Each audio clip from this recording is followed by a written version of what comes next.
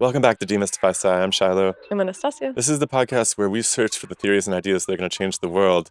One of the important pieces of searching for theories and ideas that are going to change the world is understanding how do we place our certainty in one idea versus another, which is what we'll be exploring today. In the sciences, there is the eternal hope that one day we will be able to prove things. We will be able to have some set of facts that is so correct, so certain, that we never have to change it, where we will just be able to put a pin in some topic and walk away from it because we have proved it beyond the shadow of a reasonable doubt.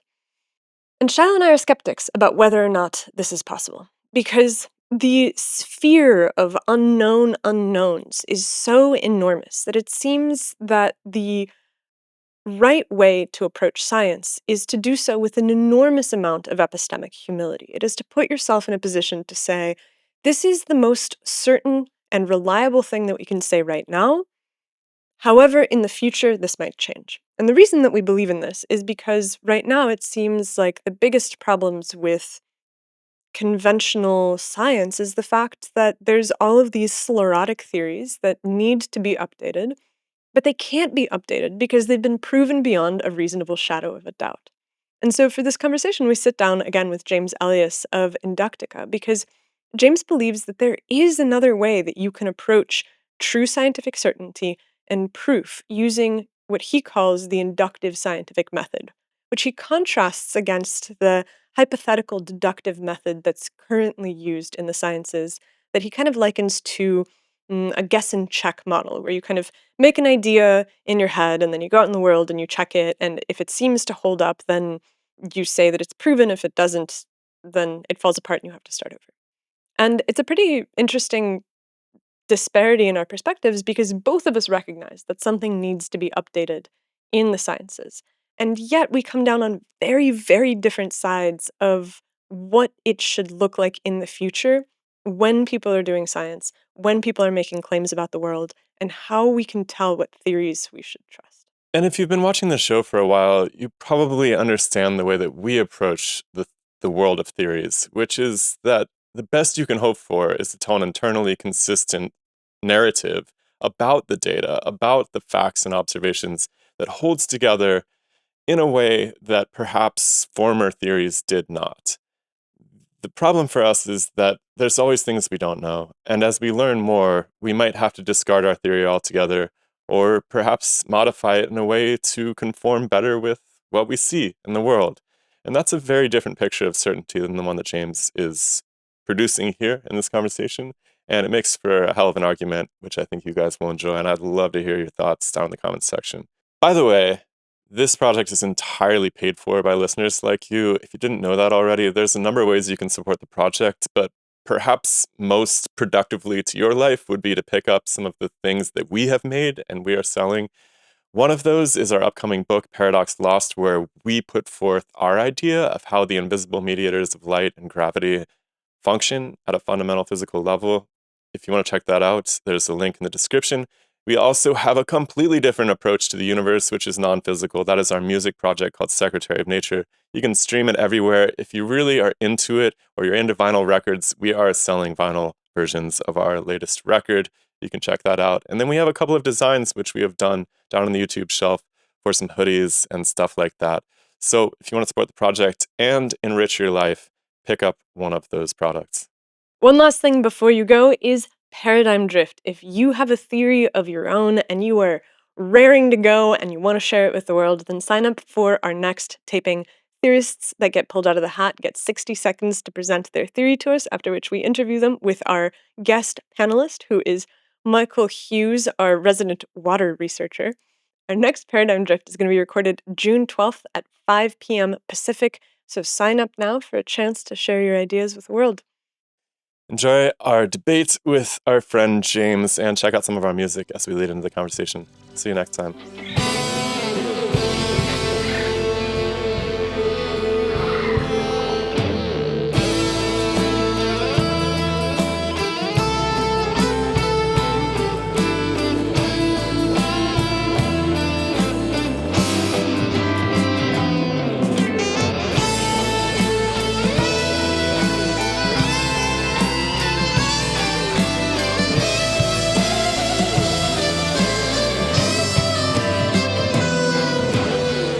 Shiloh, you had a really good comment. We were sweating while walking through the mugginess of Austin, and I was saying something probably with a lot of fortitude and everything, and you brought up that this idea of proof in science makes you sweaty. Tell me what you think about that, because like I'm talking about proof all the time, Hmm. and yeah, like this is an unusual position in physics or in science in general, to think that you can prove things. And you brought up that proof is usually something that's seen as something that happens in mathematics, not physics. Right. I have a Yeah. very different view of all that. But tell me about your sweatiness. Tell me how this makes you Well, sweaty. I mean, I'd like to be talked out of it. It'd be interesting if you could, but from where I'm sitting, the word proof in any kind of analytic setting comes down to processing some set of assumptions to their logical conclusions. And if you do that, then it constitutes a proof in a formal sense. The problem with proving something scientifically is that, first of all, most people don't announce their assumptions. So you have to track those down afterwards in terms of the conclusions that people draw. But even if you were to disclose all of your assumptions and then process them logically, if you were missing any piece of the puzzle, which we always are in studying nature, then your conclusions are only as good as your assumptions. And therefore, perhaps you have proved your argument, but you still could be completely wrong if you had missed some important piece of the puzzle, because the interpretive layers really define the difference between science and engineering, or between a predictive equation and a real theory of nature. And so I get really nervous when people start talking about having proved this or that scientifically, because I don't see that as being the same defensible claim that you could pull off in mathematics or the court of law or something like that. And even in the court of law is kind of interesting, because you don't really prove anything. You only prove it beyond a shadow of a doubt, right? So you never prove somebody's guilty of murder. You're just like, well, it looks pretty damn bad and we can't see it any other way, and so we're going to string this guy up. But it's still a fuzzy version of a proof at the end of the day. It's just that the evidence leans in favor of this story, which is told based on the evidence. So talk me out of it. So okay, yeah, I think this is one of my goals, is to talk our whole community into the idea that we can prove things. So first of all, like I think I've said this before to you guys, like if you just look around at the society we have, we've clearly proven a ton of things. When an airplane crashes, we don't just say, "Oh, well, maybe the laws of physics were different. Maybe we didn't know them as well as we thought we did." No, like what the investigation always yields, there was something wrong. Someone did something wrong. The laws of physics were as expected. We understand the physics required to keep an airplane in the air, but this part failed. This pilot was drunk. Whatever the case is, like someone was at fault. It wasn't the science and some intervening thing. And we are marvelously successful all of the time, the vast majority of the time. And when something goes wrong, it's not the norm. Someone is held responsible for it. Sometimes there are just accidents, but they aren't the laws of physics. So I want to point out that just on this surface level, you can see that we somehow gained real strong confidence, at least in these things. Confidence is a softer version of the word proof. Yeah. So, but the thing is like it again. And What we if see, what we see, what like yeah, I'm just using a more generic word, but like it's proof. The way we gained that confidence was through proof. And again, like when something goes wrong, it's not because the laws were. I got to stop saying laws. It's not because the principles were like faulty. It's because something else wasn't executed properly. And so that's just the surface level. The other thing I should explain though is that when I say proof, I'm using it in a very different way than the way other people do. I Okay. don't mean the picture of proof that you gave is very much like top down. There are these assumptions, you make deductions from those assumptions, and then you draw out the consequences of those assumptions. And um, what I ask in a situation like that is where did you get these assumptions that you are deducing from? And the only valid answer is that you get them empirically. So I see proof when you look at it that way, you realize that the heart of proof is empiricism. The heart of proof is observational evidence. And so I do not have a top-down vision of proof. I have a bottom-up vision of proof, an empiricism up towards you start with the observations and then you work your way up to higher principles that apply more generally.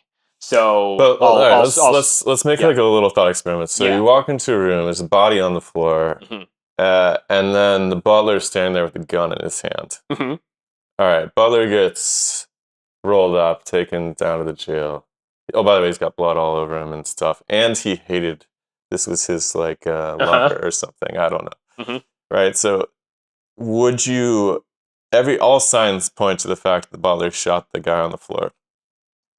And all of the evidence points to this being a plausible story of the situation. But nobody saw the secret ninja climb up the balcony and jump in and shoot the guy, Mhm. spray the blood on the Right. butler, and Right. like stick the gun in his hand right Yeah. before the cops walked in or whatever. Yeah. And I'm afraid that that kind of thing happens in science all the time. We don't see the ninja jump through the balcony window. And I've seen it happen enough times, and the history of physics, as I'm reading it, is littered with this kind of situation. This is at the basis of a lot of the irrational conclusions that come out of modern physics, is not imagining the third option. It's always driven down to these two things. Well, either the butler shot himself or sorry, either the guy shot himself or the butler did it. And so the third option is excluded by the time that the word proof is brought in. Yeah. Because yeah, it is a plausible explanation that the butler killed the guy, but there might be a piece of the puzzle you're missing, and I worry that using the word proof, it gives us overconfidence that we have listed the possible paths in entirety. And that's why I try to avoid that word when I talk about making conclusions from any empirical observations. Right. So in a case like this, you're saying what if some completely unknown factor was the actual cause of what we're seeing? And I think that does happen, and we do have to be prepared for that. And specifically, I end up mentioning him again. Ron Pizzaturo has specifically a way of dealing with this, which is that if you so like let's take a scientific example. So like let's say water, let's say that you test a sample of water and you find that it conducts electricity. Okay. You now have an n of 1. You've seen one instance of water that conducts electricity. How do you know the next one will? And then let's see, test another one. How do you know the next one will, and the next one, and the next one? After a while, what you're able to do is you're able to say that there's a extremely high likelihood that this is a property of water. Now, it turns out that it isn't. It turns out that once you discover, after a while, you discover that it's really the minerals in the water that are causing this.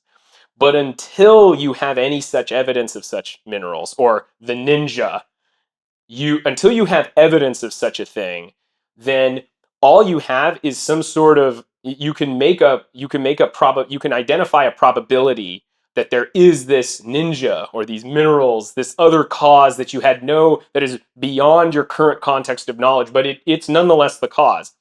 um, there is always a probability of that, but with the right kind of uh, repetition of observation, you can reduce the chances of such a thing to near zero. And that's true. It never, in such cases, you really do never get to a probability of 1, but you can get it so close to 1 that considering the alternative is a complete waste of your time. But this is the argument I've heard from the CMB guys, not to derail this into some esoteric subject, Well, but it's probably relevant. So, because well, this is a case, this is your concrete, this is your data, this is your empirical data for doubting me. I mean, So let's hear it. like for instance, they're absolutely right that the alleged, let's just call it the microwave background to leave the cosmic thing on off the table for right now. But they're absolutely right that this microwave background is one of the most perfect Planckian curves. They would call it a black body curve, but it's one of the most perfect fingerprints of that sort of radiation that we've ever measured in nature. But because it almost immediately was attributed to the cosmos, there's zero attention given to the possibility that anything other than the cosmos could be the origin of this. And in fact, it was converted into that in not only the same year, but in the same journal, the same issue of the same journal. It was already concluded that this was what it was. It was this echo of the Big Bang, for sure, 100%, right?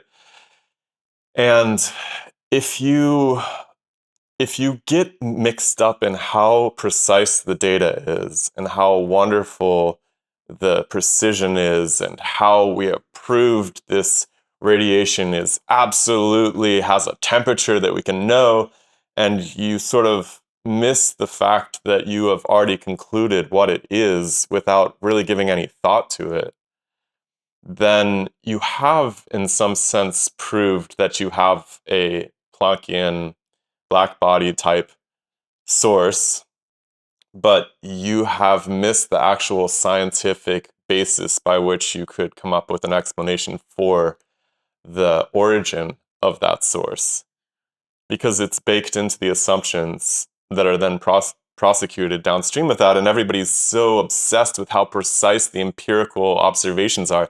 And they send up weather balloons and it gets even better and the error bars get smaller. And then they put a satellite into low Earth orbit and they're like, man, this is so precise.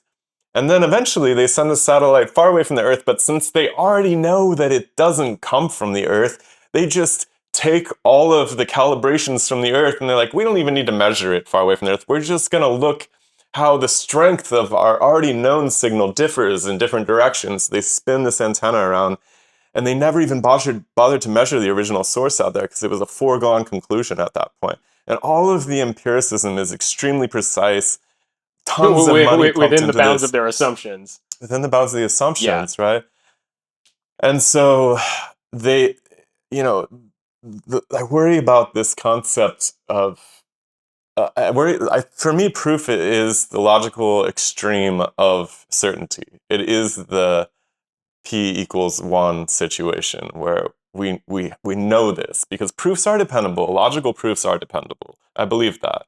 I mean, I haven't seen any great counterexamples to that. Well, There probably are you plenty, do but have to account for the ninja, the proverbial ninja.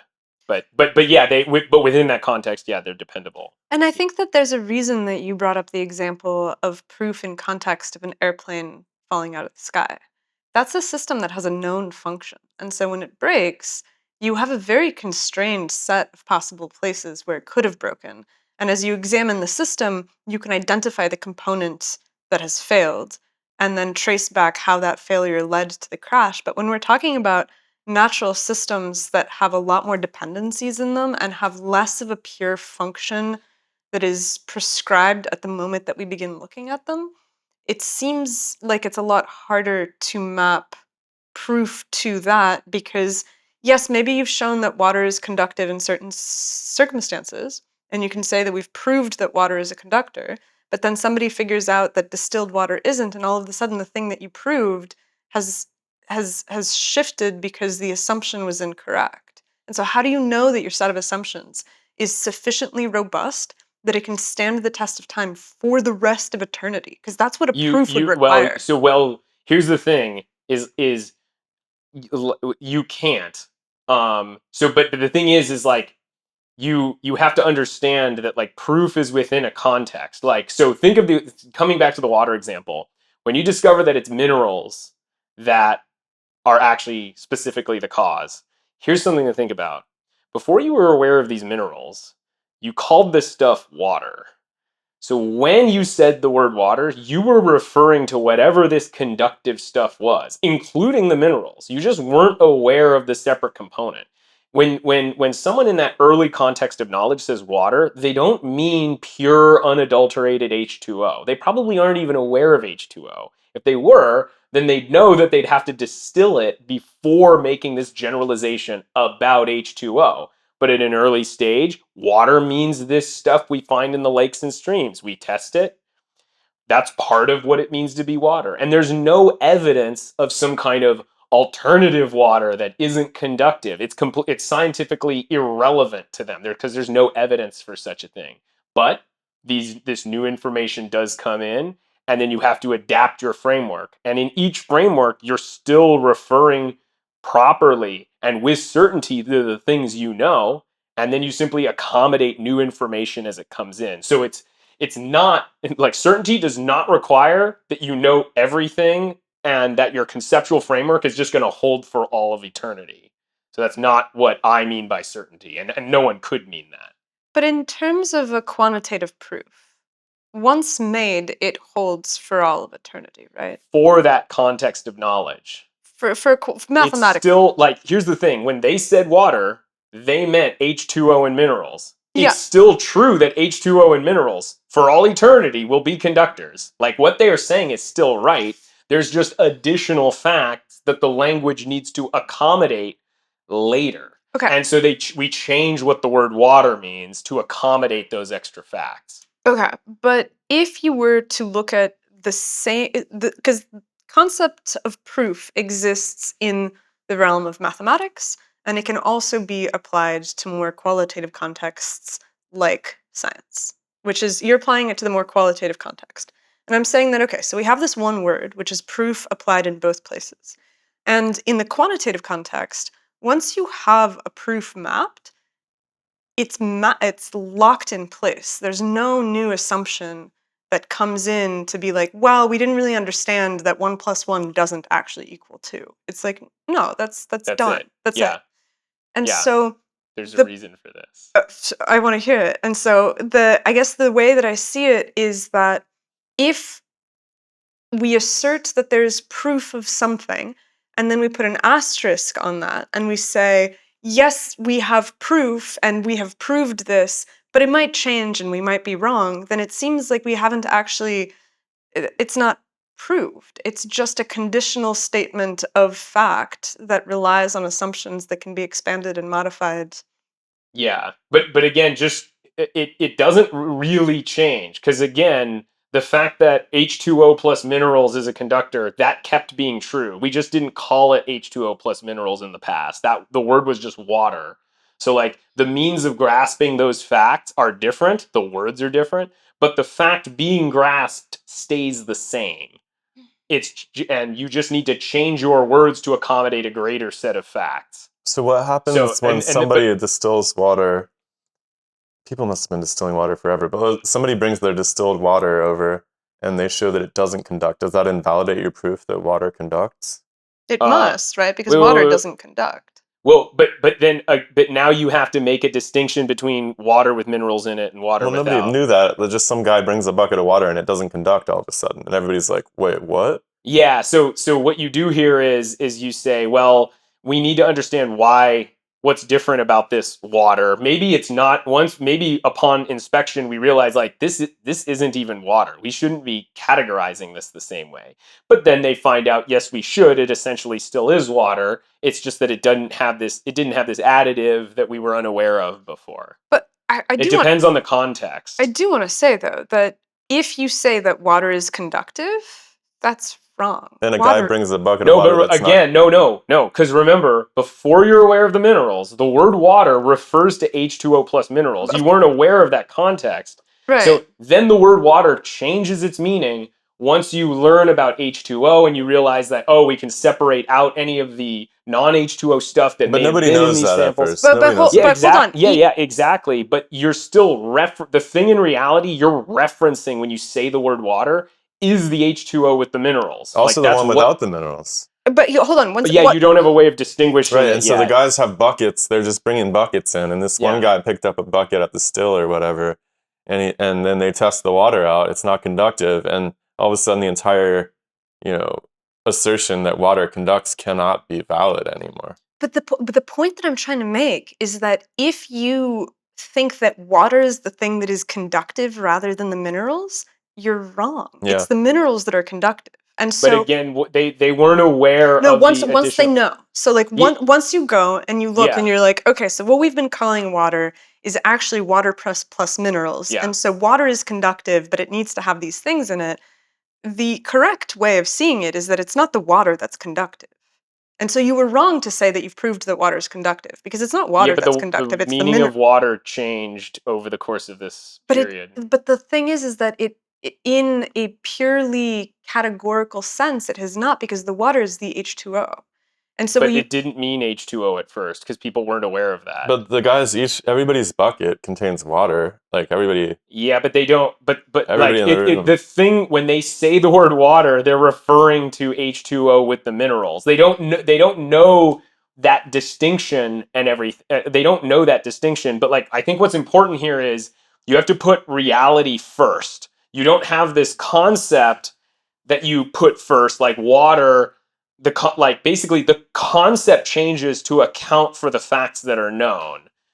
It's not that the concept remains the same and then like, oh, well, that statement was wrong. No, like you were never wrong. It's just that like now we have to use the words differently to accommodate these additional facts. Because what you meant by water and the fact that it was conductive, like that was right. Like based on what we meant by the word water back then. Okay, but then, so I disagree with that because I think that if you were to take water as is known, which is a category that includes both pure H2O and H2O with minerals in it, and you've collapsed them into one category. And so you say, You're unaware of the distinction. You haven't yes, collapsed anything. You're unaware of the distinction. by Yeah. virtue of your ignorance, you have you have not actively collapsed them, but through the limits of your lens, they are collapsed into one. Because the reality of the fact is that whether or not you can observe the distinction exists. Yeah, yeah. And so we don't have access to it because we're, Victorian scientists and we're Mhm. still just barely moved away from like lead into gold alchemy. So we have the substance. The substance is conductive. It's very strange. Then we discover that holy shit, there's some condition because we know what water is. And so we can say that like, look, these two buckets both have water in them, obviously, and one conducts and one does not. And so the only correct interpretation of it is that we were wrong about the fact that water is conductive. It's the substance once dissolved in water that is responsible for the conductivity. So what I should do is I should add like another aspect of the way I think of this, and this comes from Ron Pizzaturo. So the thing you were wrong about is that a certain set of properties has to co-occur with another set of properties. So what am I talking about? Like, so the properties of water, the drinkability, the clearness, the particular density, all of these properties, you are asserting that those properties have to co-occur with conductivity. Okay. And after a large enough n, there's a very high probability that the next water that you test will have those set of properties together. And the more you test it, the more unlikely it becomes that those things will not co-occur. But every once in a while, the low probability thing really does happen, and then you find this new thing. But nonetheless, you like calling it water was like that wasn't wrong. It was just lower resolution. It's still referring to the facts as you understand them, but you're just not aware of all the facts yet. And if you ascribe a probability to the idea that, well, yeah, these things may not co-occur in the future, and then we're going to have to split the concept of water somehow, and in this case, it's easy, it's just water with impurities. We may have to split the concept one day, but you find there's a formula that actually allows you to find the probability of that. And once you know the probability of your generalization continuing into the future, that's what gives you that's how you get rock solid certainty, because you're not making a claim like this is never going to be superseded by new information. You're saying it has this kind of probability of continuing to apply, and now you've made a statement with full certainty in your context of knowledge. But if you call that thing a proof at the beginning, it's wrong. It's not valid. If you say that water conducts, you're just wrong. But again, like water referred to a particular kind of But existence. you're still wrong because you're generalizing it to all water. You're like, but when it comes to like I said, water refers to that kind of thing, and then water means something else once you find out that there's different kinds of things. Once you invalidate your proof. The thing that got invalidated was the thesis that these properties had to co-occur together. But you didn't say that, you didn't make the claim that these properties have to co-occur with complete certainty. You said we say that there's a very high probability that you're able to calculate based on the number of trials. And so you never actually are shown to be wrong because you said you didn't claim like it's like that non-co-occurrence is never going to happen. You're saying there's this probability based on what we know so far that it's going to continue happening.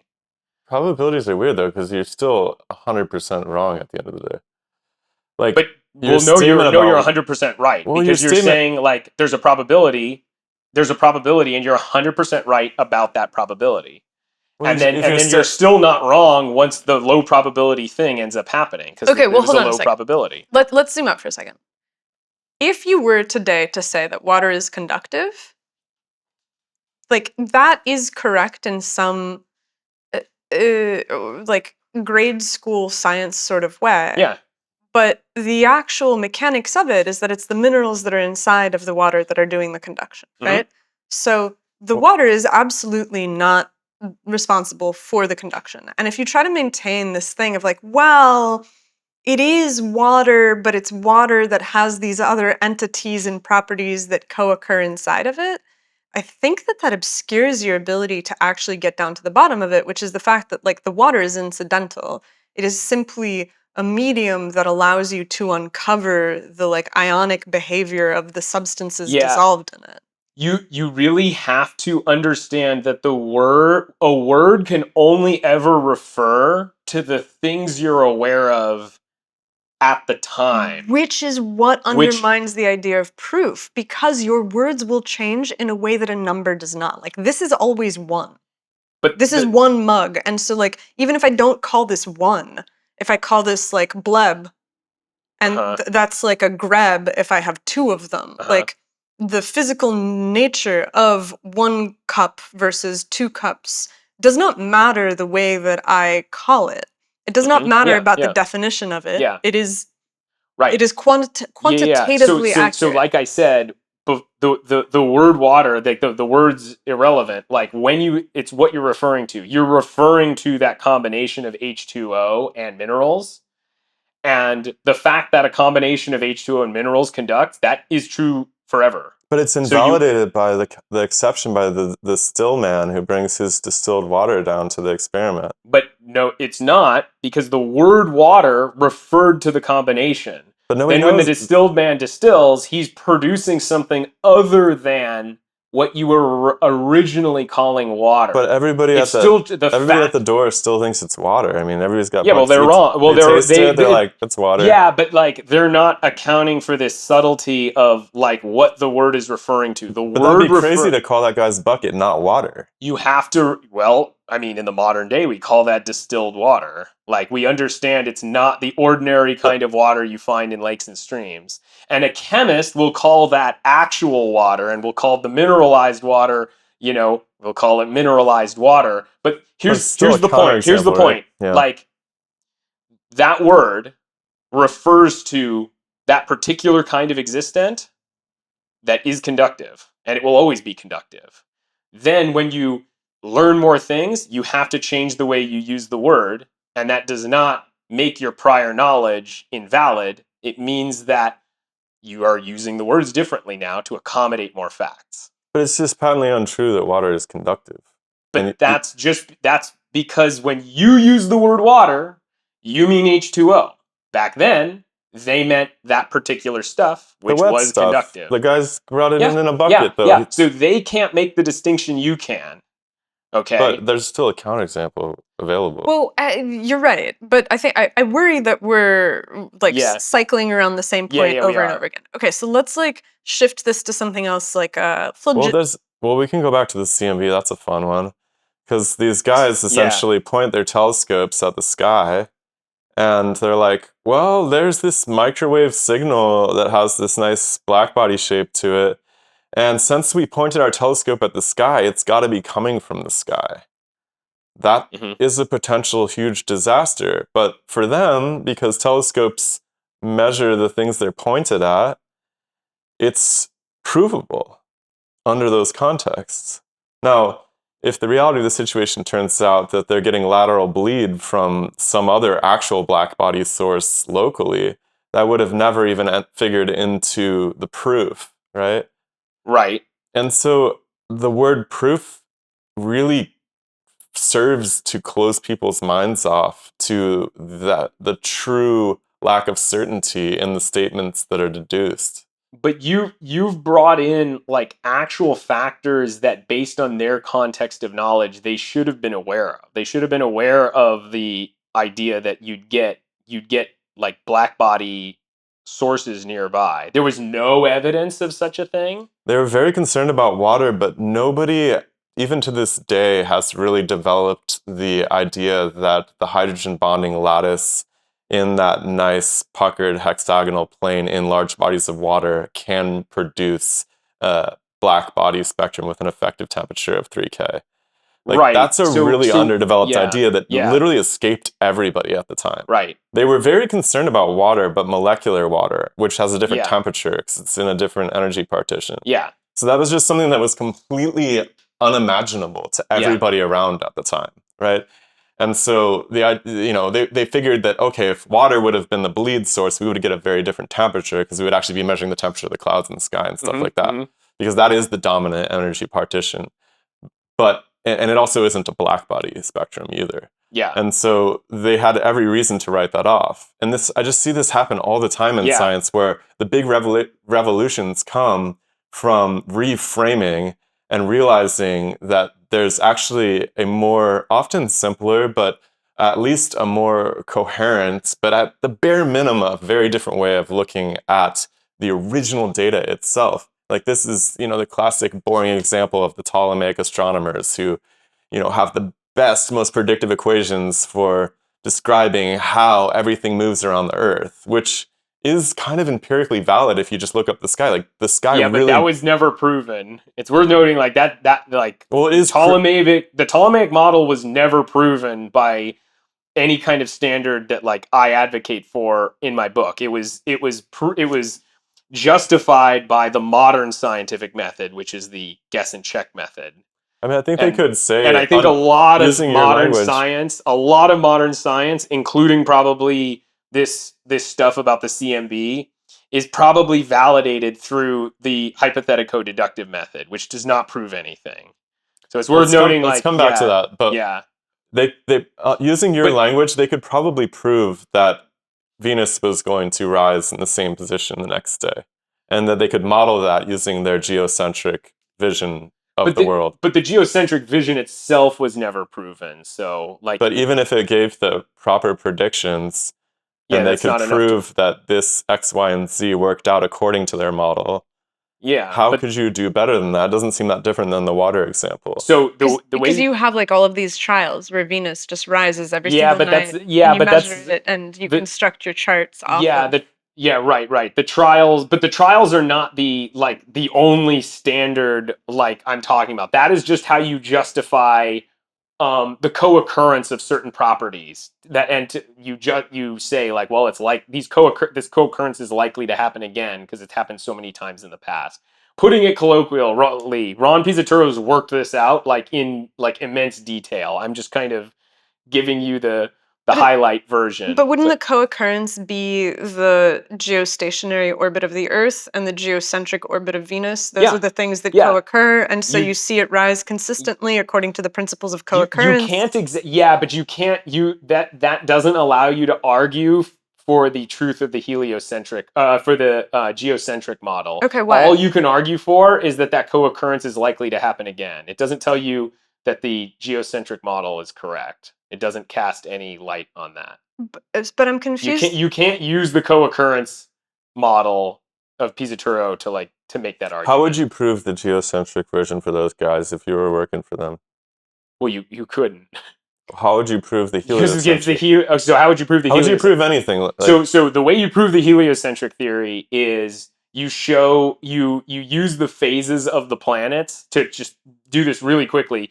You use the phases of the sun and planets to show that the only arrangement of planets that is possible, given the timing of the different phases, say like Venus, Mars, like you're talking about the shadows on the them? shape of the shadows, yeah. But they didn't have access to those. Well, but they did. Galileo. That was when it fell apart. But before that, they didn't have access to those. Yeah, then they wouldn't have been able to prove the heliocentric model, as far as I know. But I'm a little bit confused. So you're able to show that that's the only arrangement of things that's consistent with the shadows that you're seeing. But if and then we that bring gives this, a final proof of the They didn't have the shadows. But if- heliocentric. Yeah, they didn't. But like, so I just basically say like, yeah, they didn't have a full proof. They had a better hypothesis than the geocentric model. But no one ever has all the shadows. Go ahead. in the case of the water, what you've said is that yes, they don't have access to the full information. They don't know about ions. Yeah. But the way that they're describing it, where they consistently find that water in this bucket is conductive, requires us to, once we discover ions, simply like rewind the clock and basically say that, well, they always meant water with ions when they used water because they couldn't differentiate.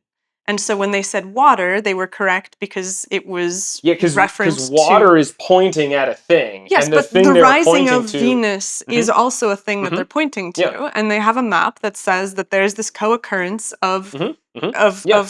of conditions, Yeah. which is the fact that Venus will always rise at this time Right. on the basis of the position of it relative to Earth, and the predictions are accurate, and they have a map that they've built out of the predictions. And so how is it different from the condition where you look at water and it's conductive, and you're Yeah. like, the water's conductive, and that's proof, Yeah. but Venus rising in the same place at No. the same time is not proof. It is the same. So then how do you differentiate between proof and not proof? It's proven that Venus is very likely to rise at the time you predict, but it's not. But your theory explaining why that happens, the geocentric theory, is not proven at all. Like the co-occurrence doesn't tell you anything about the cause. It just says it's going to happen again. It just shows you that it's likely to happen again. But your proof of the water being conductive is wrong by that same standard, because the water is not conductive. It's the same transition. You're just saying that like the drinkability, the clear texture, like all of these things are going to co-occur with conductivity again with a certain likelihood, and you're right about that. Yeah, and you're right And then you're right about Venus, but the co-occurrence tells you nothing. It sheds no light on the probability of the cause. And their proposed cause, that everything was going around the Earth, was false. And they gave no proof of it.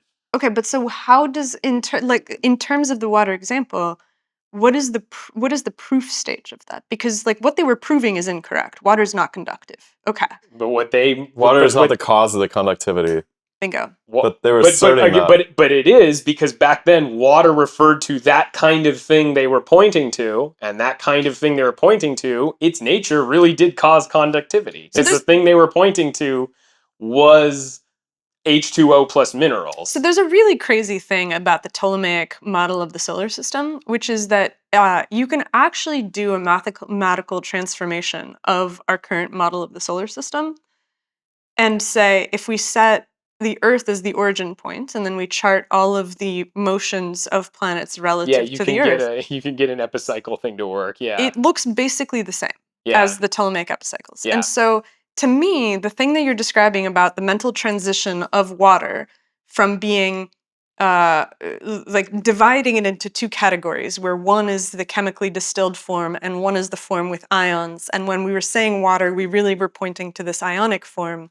You can make the exact same transformation for the Ptolemaic to heliocentric model of the solar system, because all you do is you say, look, all of our apparent phenomena are the same. There's no difference in where Venus is rising. The only thing that has shifted is where we put the origin point of our coordinates. Neither one of them is a causative explanation, by the way. Yeah. Well, but that is actually exactly the difference, is that the heliocentrists were proposing a cause. No, they weren't. Which is that, they were, Copernicus was proposing a cause, which is that the sun was the cause of the planetary motion. But that's not the sun's an object. What do you mean it's the cause? I'm not sure. Like, objects are the causes of everything. The actions of the objects are the cause of everything. Well, but the actions are a result of the nature of the thing. So, Copernicus knew that the sun was doing something. No, they blamed it on gravity, which is basically magic. It's not really a cause, though. Gravity's not. Well, I mean, I don't think Copernicus was saying anything about gravity. No, Newton downstream of that did. Sure, but I'm just talking about the guy who first really did serious work on the heliocentric theory. So I have a quote from him. He says, quote, The sun, as though standing on a kingly throne, governs the family of stars that wheel around it. So like he's saying the sun's the cause. So like that's the big difference is like you could talk about this coordinate stuff, and Einstein said something like this also. You can talk about, oh, if you just shift coordinates, then the two theories are really the same. No, not at all, because the first theory, the geocentric theory, was simply a theory that happened to agree with the results, and there was no proof of it. Whereas Copernicus had strong inductive arguments from the evidence showing that the sun was the cause. And so that is the superiority But the of it. sun's not the cause. The sun doesn't cause planetary motion? Not Is any what you're more than the saying? planets cause it. I mean, gravitation Well, they're is both part of the the cause. okay. The sun has a nature. That nature, somehow, we don't know the details of this, that nature affects the ether around it. The ether then acts on the planets. The planets, being what they are, have a nature that receives the actions of the ether, And and that they causes a also pull on force the that sun, pulls right? them in. Yeah, so part of the cause is the nature of the sun, part of the cause is the nature of the ether, and part of the cause is the nature of the planets. So, But yeah. that wasn't in any way. That's still They didn't something. know all that, but Copernicus knew, like, I don't think he knew it, but he had really good inductive arguments that the sun was causing it. All actions are caused by entities. You can't have actions without entities doing the thing. Doing, yeah, is the Yeah. critical part. Yeah. Yeah. What And are they doing? they do the thing by their nature. The way the entity is causes the actions that it commits. Its structure affords its actions. I mean, this is getting in the weeds. My point is that neither one of these models is causative.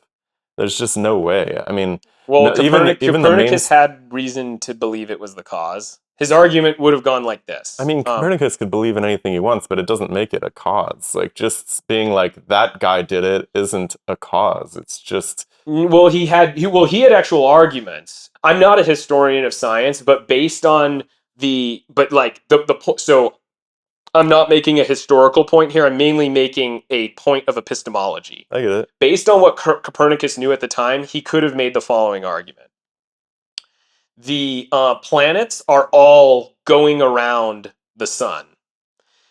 The planets that are closer to the sun are going faster in terms of miles per hour, not revolutions necessarily, but in terms of miles per hour, the planets that are closer are going faster than the planets that are further.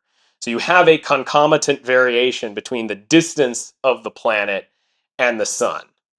And so his model had this pattern in it. And that pattern is a very strong argument that the sun is the cause. So not only is it at the center, that's what's common. All these motions are similar. But that's like being And like the this, butler was closest to the body and he had the gun in his yeah, hands. so it's not a proof. Yeah, it's not a proof, but he had this, like I'm saying, I didn't say it was a proof. For him, in his context of knowledge, it was a very strong inductive argument.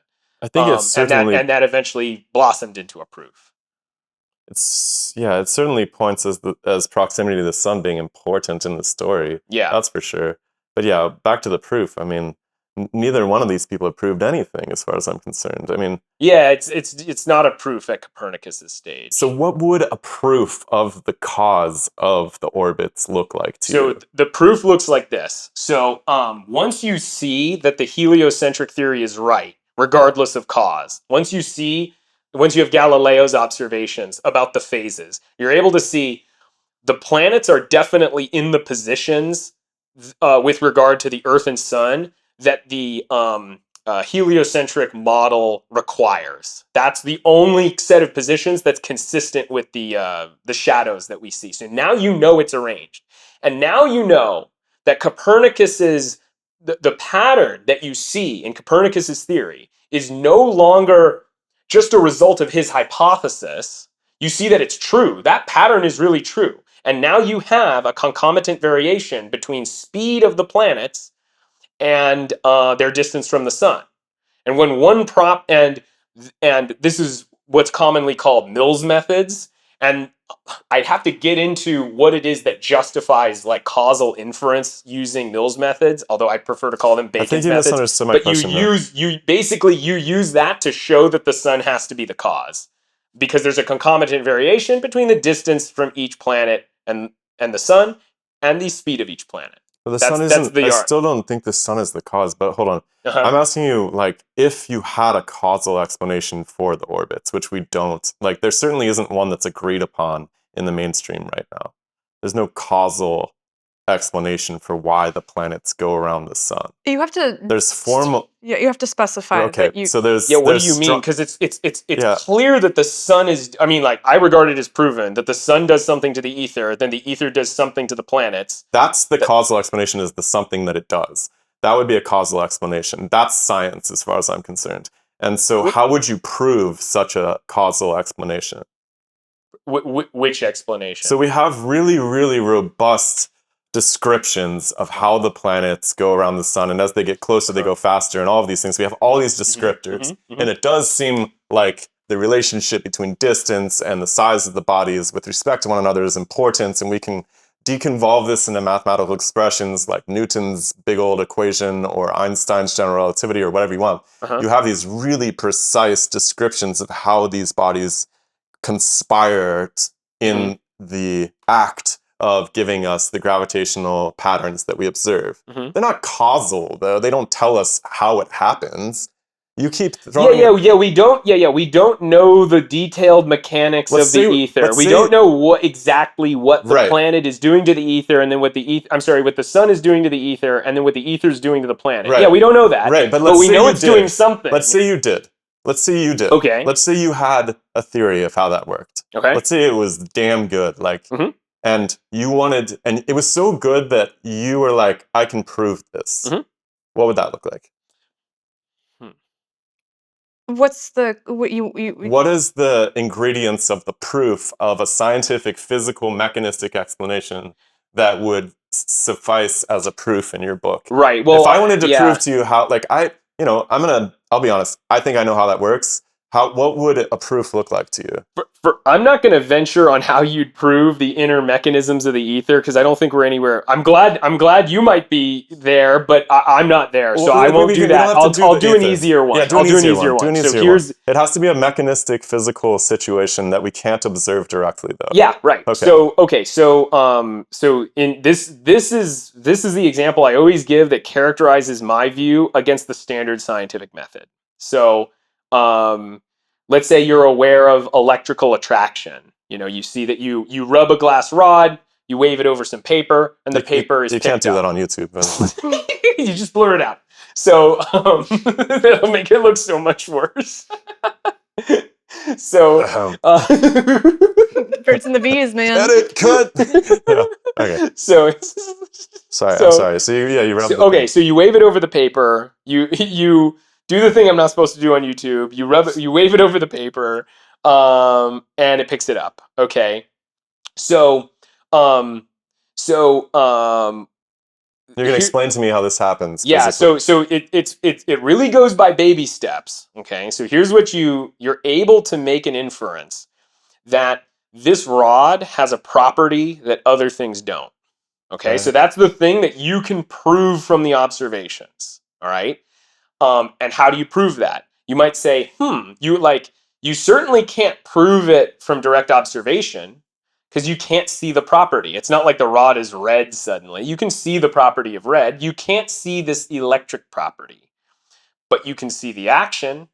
You know that the rod is committing the action. And because I want to know how, God damn it. He's working on it. Let the man know. I'll get there. You can just make up some bullshit if you want. Well, but I don't have to, because this is how you prove. This is how you get to electricity as a phenomenon. So, like, you could tell me that there's little, like, electric chickens that are holding everything together. No, but that wouldn't be. You can't prove that because that ain't right. What would you prove? Okay. Okay, so just let me talk through it. You got to go slow with this process. Like, you have to you got to be precise with this, otherwise it all goes down the toilet. So you see it, it's acting. You can't see the property, but you can see the action. We know that entities act in accordance with their properties. So if something acts in a way that other things don't, it means it has a property that other things don't. And right then and there, you've proven something. It might seem small, but you've really proven something that you cannot observe directly. You've proven that this thing has properties that other things do not. From there, you can ask why, and this is what you wanted. But let me point something out. Even if I don't proceed to answer your question, which is how exactly does that work, I've still proven something. I've proven that somehow this thing has a property that other things don't. And I can call that the electric property, okay? So you've still made progress there, even though you haven't gone all the way down to the bottom. And look, are we ever going to get down to the bottom? No, but I don't that's know. the But so I'm only just going to point. I'm just going to say, like, you don't need to get to, and you don't need to have some knowledge. You don't have to get all the way down to the bottom. I'm not asking for the bottom. Okay, yeah. Yeah, But you want the next step. I want mechanistic physical Yeah. explanations. Yeah. So what do? So you say, okay, why does it have this property? Well, when a thing has a new property, it means we're aware of three different things that can give an entity properties. There's and like experience has shown us that there's three ways. Now there might be some other way, and I'd be open to that if there was evidence for it, but this is what it's been so far. Either the object is made of subentities that have this property. Okay? So it's like a magnet. Um Like a magnet is made So- out of subentities that have some magnetic Yeah, alignment. yeah. And Oh, so I hate that and kind this of is explanation. right, because now you're asking, why does that subentity have it? But if you find this, if you find that the subentity has that property, you've still learned something new. You Yep. still know something more, and like I get it, you want to know the next answer, okay, but science is yeah. always going to have to go one step at a time. All right. So the subentities have this property, or the subentities do not have the property, but the entity itself has the property because of the relationships between the subentities. So this is what I like that Aristotle better. called matter and form. Well, it doesn't. I kind of like that better too, but it doesn't matter what we like. These are just the way nature is. But like it doesn't care about. Yeah, so this is like the difference between diamond and graphite. Because Yes, the relationship, the same lattice matter, relation, different form. Exactly. Yeah. Okay, So that's fine.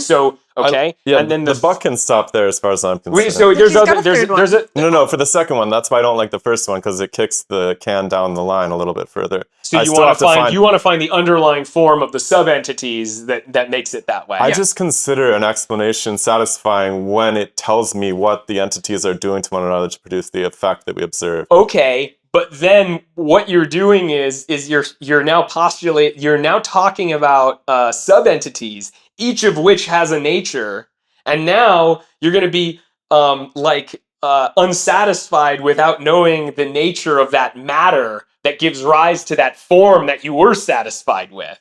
So when you talk about the subentities, those subentities are going to have a matter and a certain nature, and now you're asking about that nature. No, I'm fine if they just have structure that's capable of enacting the magic trick. Like that'd be good enough for me. Well, I mean, it shouldn't be good enough for any of us, because now we want to know what the magic trick. We want to know why that matter is the way that it is. But my point is no matter. Wait, there's a third one. I'll tell you about the third one. The third one is that the entity as a whole is in a relationship with another entity, and that's what gives it its particular properties. So, for example, the electronegativity of oxygen when it's in a water molecule, that is a result of the oxygen being in a relationship with two hydrogens. So and as far as I know from the whole history of science that I'm aware of, these are the causes of an entity's properties, is like the form, the matter, or the relationships with other things. So once you know that this thing has these properties that other things do not, this glass has properties that other things don't, you then ask, well, why does it have that property? And eventually, by cross-referencing this with other pieces of science that we come to know, we come to see that it is a matter of matter, that it has a abundance or a deficiency of electrons. And then you go down deeper. What the hell is an electron? Well, an electron is, we're starting to find out that it's probably a wave entity. What's a wave entity? Sorry. So I mean, I can tell you the answer to that, but I think we should stop here, because there's always going to be an answer to the next question. But that doesn't mean that just because you can't answer the next level doesn't invalidate the level you're currently at. That's the biggest part of my theory of induction, really, is to hold in mind is that you don't need all the answers in order to say something. Just like with the conductive water. Sorry. No, go ahead. Go ahead. All I'm saying is that a physical explanation has to be bodies doing things to each other. That's it. Can you elaborate on what that means? Yeah, if I if think I agree. yeah, I mean if this coffee cup goes flying off the table, there's really only one way that's happening, and that's by another body knocking it off the table. Okay.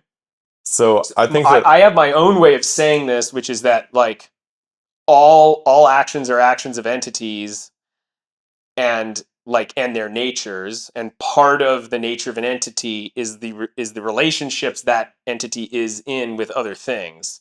And so at the end of the day, you need to be describing things in terms of entities. You used the word bodies, or wait, objects. You said objects. Well, yeah, maybe like I'm just saying entities because there's a reason I'm saying entities instead of objects. We can get into that if you want. No, I actually think this is exactly where we should go from here, because I think that this is starting to swirl around the drain of what do you mean by physical? What am I looking for in an explanation? I'm looking for physical actors acting out a dance that provides for the composite phenomenon that I'm trying to explain. Yeah. And you're using the word entity, and you just applied it to electron, which really bothers me. And I would never call an electron a body. Yeah, I don't call it that either. But yeah, that's because I don't want to assemble a physical explanation that doesn't terminate in physical actors. And the electron is not a physical actor. Because only bodies can be physical actors. The electron is the outcome that is measured from the interaction of underlying bodies. I see. That's the way you're looking at it. The reason for that is because it has inherent dynamism to it. It has an inherent momentum. So it cannot be like that cup does not have inherent momentum to it. Bodies are statically conceived of. Yeah. So I'm sympathetic to these things. You might be right about the electron. Here's how I was thinking about the electron before I was brought into some of these hypotheses you guys are considering. The way I thought of the electron is that we know it has a wave type nature. We know that much. And I classify a wave as an entity. Right. Okay? That's why this word, I think, is getting into trouble. So and you might say like, well, so first of all, what is an entity? An entity is something that has its own properties and can act on other entities. Okay, it has its own specific, and on some level, this concept is irreducible because everything in existence is an entity. Like existence is entities in relationships with one another. Can you define existence? Can you define entity? You can't define you can't define existence other than we got into this last time or the first time.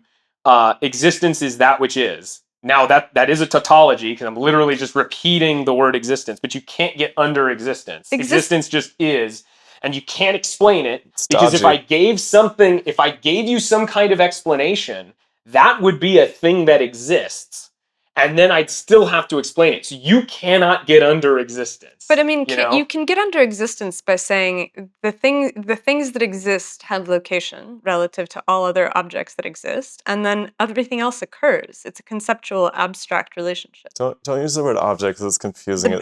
It can be bodies. Positions are a thing that exist. No, they occur. Because they're transient things that are only related. They're relativistic. They're always. Occurring means existing at a particular time. No, but that's the thing is that it's an action. It's dynamic always. Position is an action. Well, yeah, it is because like if you take position to be the map of all bodies relative to one another, that map is always changing, and so your position. The action is the change in position, not the position itself. The position is a relationship between the entities. And but like democracy is an entity. The cup is a body. Like there's a difference between democracy and cups. You can't smash democracies together. Maybe in some poetic sense. I don't think democracy is an entity. You mean a democracy is an entity? Yeah, sure. Oh, okay. Like the United States is an entity. Sure. Yes. Okay. The problem is you can't do physics with the United States. Yeah. You can't. You can only do physics with bodies. Because the United States is a physical mental composite. So like it's like it's not just a physical entity. So like the United States is Oh, a physical entity. So now we're back to the word physical, which needs to be defined. yeah. So I'll just tell you what physical. I think there's two kinds of things. There's the physical and there's the mental. Pardon the interruption, but I have to ask you for a favor. We are a show that is exclusively sponsored by listeners. And if you want to help support us and get to join our secret society, then consider coming over to patreon.com/DemystifySci. For just 75 cents a week, you get to join the club where we debate all of the ideas that we talk about on the podcast behind the scenes. I'll see you there at patreon.com/DemystifySci. I'm just trying to border this by physics. Because I'm like, look, if we're talking about psychology and we're trying to, how would you construct a psychological theory? Well, then maybe you could start with psychological entities that are interacting to produce the psychological phenomena. But in physics, what are we doing if we're not talking about physical actors engaging in actions to produce physical phenomena? So physics is kind of a very restricted discipline. And I wouldn't use that as a general scientific principle. I would just say physics happens to be the only discipline where we can hold ourselves to that standard. Yeah, and that's what I study. And you ask me what physical entities are, and it's all you can do is just motion to these things out here, okay? And what can you distinguish that against? I would say things in here, but this is my brain, which is a physical object. I maintain that mental things don't exist physically. And my proof of that is the fall. And I haven't thought about this that much. I've thought about this only enough to distinguish the physical from the non-physical, because I don't think about much about psychology. I set that aside. But here's my distinction. Think about an elephant, okay? You have an elephant, an image of an elephant in your mind now, okay? That elephant is not physical.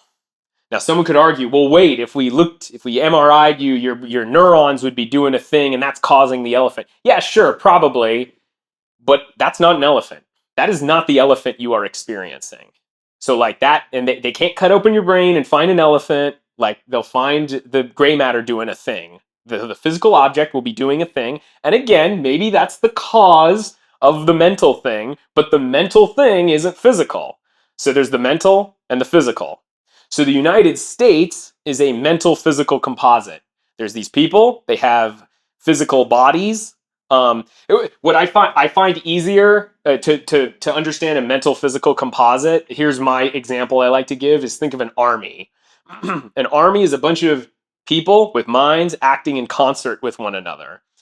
Now, if the leaders of the army are killed, uh, the army might cease to exist. You might just get a bunch of scattered fighters now doing their own thing. And now the army no longer exists as this cohesive whole. The people still exist as people, but there's no composite entity anymore. And the nature of that entity, that composite, the army, requires the existence of both the physical and the mental. So I haven't thought too much about that, but that's how I kind of just push. That's how I say, okay, that's that stuff, and in another life, I'll think about all that. And so the physical, that's what I have focused my work on. So think about something like a river. Yes. So a river is not. How would you categorize a river? A river is a formal entity. It is an entity. It's a certain thing with properties. It commits actions on other things. It carves through the earth. It pushes you along if you jump into it. It's an entity that does things.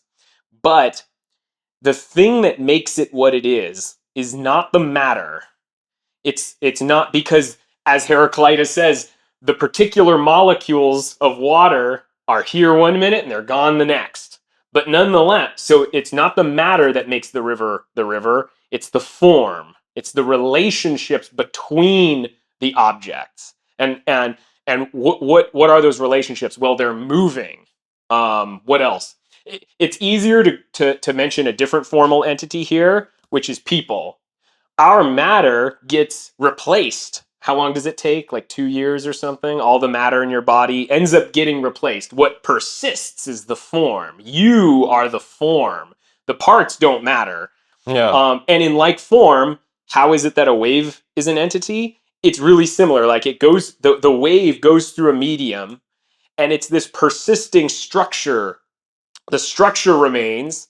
Some entities are being shown into the entity, and some parts of the medium are being shown out of the entity, just like in a human body. And so these are formal entities. And so this is why I was saying the electron is an entity, because like it seems like it's a wave. And I think there might also be a wave pushing a particle around, maybe. But if it's just a wave, it's still an entity in this sense. It's a formal entity. And in a physical explanation, the formal entity. God, this just seems so much more complicated than just having bodies smashing into each other and Yeah, explaining you phenomena. got to have it, because the world isn't just bodies smashing into each Well, other. not the world, but physical reality. The physical reality. Yeah. So, Yeah. but We've seen that it's more than just that. what do you mean we've seen that? I've never seen that. Well, there's an ether. Like we've inferred What the is it? fact that Isn't there's the ether just an assemblage of bodies, though? it's a bunch of entities like changing one another, that is acting on each But other. the little waves And, are made. The formal entities are constructed of subunits, yep. which are bodies. It depends on what you mean by a body. I call them entities. Well, a body is like it has a surface, it has inward extension. I mean, Yeah, so okay, that's actually my same concept of an entity, of a body. So bodies are what you're saying. They have a surface, they have extension, they have exclusivity. yeah, Not sexually, but like in terms, they won't occupy the same location. yeah, Okay. Um, without deformation. Yeah, without absolutely. yeah. Yeah. So that's what a body means. Now, if you think about it, what causes a thing to be a body? It's the electron-electron interaction of the surface of the objects. So body is a very downstream consequence of I, like the nature of atoms and the way they conglomerate into bodies, and then the way they exclude one another, and the way their electron shells exclude one another. So like so bodies have a physical cause, and if you zoom in close enough to like electrons or neutrons, like those aren't bodies.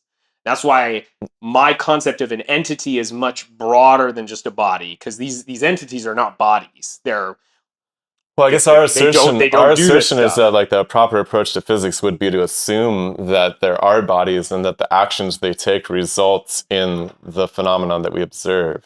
And so Yeah. we would not say that the cup is made out of actions like electrons or whatever. We would say that the atoms are doing something, some action which results in what we consider an electron, and that those bodies are fundamentally the reason why you can't put the cup inside of another cup, and that the electrical properties downstream of that result from the actions of the subunits.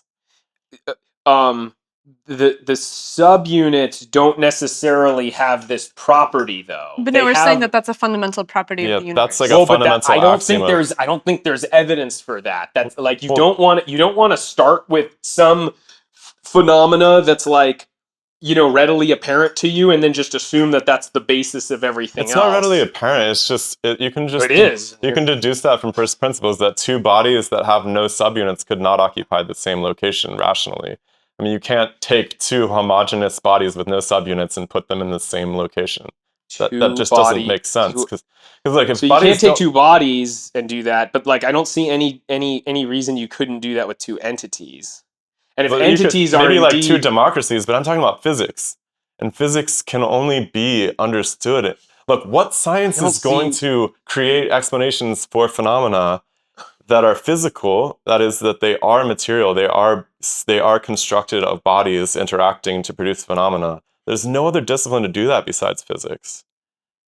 I Everything in this room that we could that all of the yeah. phenomena that could result from anything in our everyday reality do conform to the idea that these bodies can't be in the same place at the same time. And I think that this is compatible with your language of entities, because if you assume that the universe is made of physical entities all the way down, Mhm. those physical entities can combine into formal entities. Mhm. And so the way that you're using formal entity to me sounds literally not like formal, like some kind of philosophical category, but formal in the sense of having form. Yeah. It's a Okay. physical category. It's a physical category of you're pointing to an object that or you're pointing to something that is made out of subunits, and the subunits behave together in order to produce the effects that you see. So the reason that the river is a formal entity is because there is not a single physical body that is the river. The effects of it come from the mass transport of the water molecules and the boulders and whatever else inside the river. Well, it's just the subunits pushing and pulling on each other. Sure. So I And yeah. so basically, the way to blend these two together is to say that if we are to do physics, then we must assume that at the foundation of all of our explanations, whether it's about the nature of the river or the nature of the electron or the photon or anything else, the underlying principle is physical entities. And those physical entities assemble into various formal entities. And their interactions are then the dynamic the dynamic events that we see, because an electron has intrinsic momentum. That's why everybody talks about it's like wave nature. It is not a physical entity. It is a formal entity. But I mean, in my view, I mean, in my conceptualization, a formal entity is a kind of physical entity. Like all of these things are physical; they're not mental. There's just the physical. In my view, there's just the physical and the mental, and Well, like electrons are physical. well, hold on. Like, so Okay. bodies are static. I think there's like statics and dynamics are getting confused here. So, like, bodies are statically conceived. Can we agree on that? I'm not sure what that means. It means that you don't need motion to understand them. And they are not described with inherent motion. Yeah. But I mean, like an entity can exist without being in motion. Yeah. Well, I'm not. I don't know what to do with this word entity right now, but I want you to see if you can wrap your. But you're using body. I mean, I agree that a body doesn't have to be in motion to be a body. Physical entity. But an electron does, because an electron has intrinsic momentum to it. So there's something. There's a process. Yeah. So an electron isn't a physical body. It doesn't have a static structure which is conceived of to have a surface that excludes the external environment from itself. I see. The way I see it is that an electron, if an electron does indeed have internal motion, and it probably does, I think I'm on board with that. I'd have to think about whether I'd agree to that. Well, spin one but let's half. say I know, right? But yeah, probably. So I just haven't. I'd want to think about it. But anyway, so it has motion. The way I would put it is, in order to be that kind of entity, an electron entity, the matter needs to be in motion, because that motion is part of what it means to be an electron. I mean, it's the same with a river. If it's not a river, if it's not moving, it's not a river. It's a lake. So it's a different thing. It's a different kind of entity with a different nature. So there are many entities which don't need to be in motion to be an entity, but this one does actually. In order to be, and if it wasn't in motion, it would probably be some other kind of entity. My fundamental assertion is that confusing a dynamic entity for a static body leads to a whole sea of hurt downstream of it. Because you can't necessarily do the same things with bodies with events, with dynamic entities that you can with bodies. The logic doesn't apply equally to each one of those. But didn't you just say they're different? The stuff has got to be in motion for it to be an electron. And if it's not in motion, the river needs to be in motion for it to be a river. And if it isn't, it's a lake. It's a different kind of entity with a different nature. I don't see if that seems to work. Doesn't lead to problems. Right, and so the ideal physical explanation would start with statically conceived bodies that were interacting dynamically in order to produce the phenomena, and that would satisfy me as an explanation. I see. My focus is very bottom up, observations up. We can talk about the electron and know that it is a certain kind of entity before we know all of the details of what constitutes it. Absolutely. And then only later do we find out perhaps, oh, in order for it to be that kind of entity, its parts have to be in motion with respect to each other or something like that. But that doesn't invalidate what you know about the electron before you know that it needs to be a moving thing. It sounds like I'm not understanding you. It sounds like I've addressed something you haven't actually said. I've been really racking my brain this whole week to try to figure out uh, how to discuss why the free electron is an impossibility.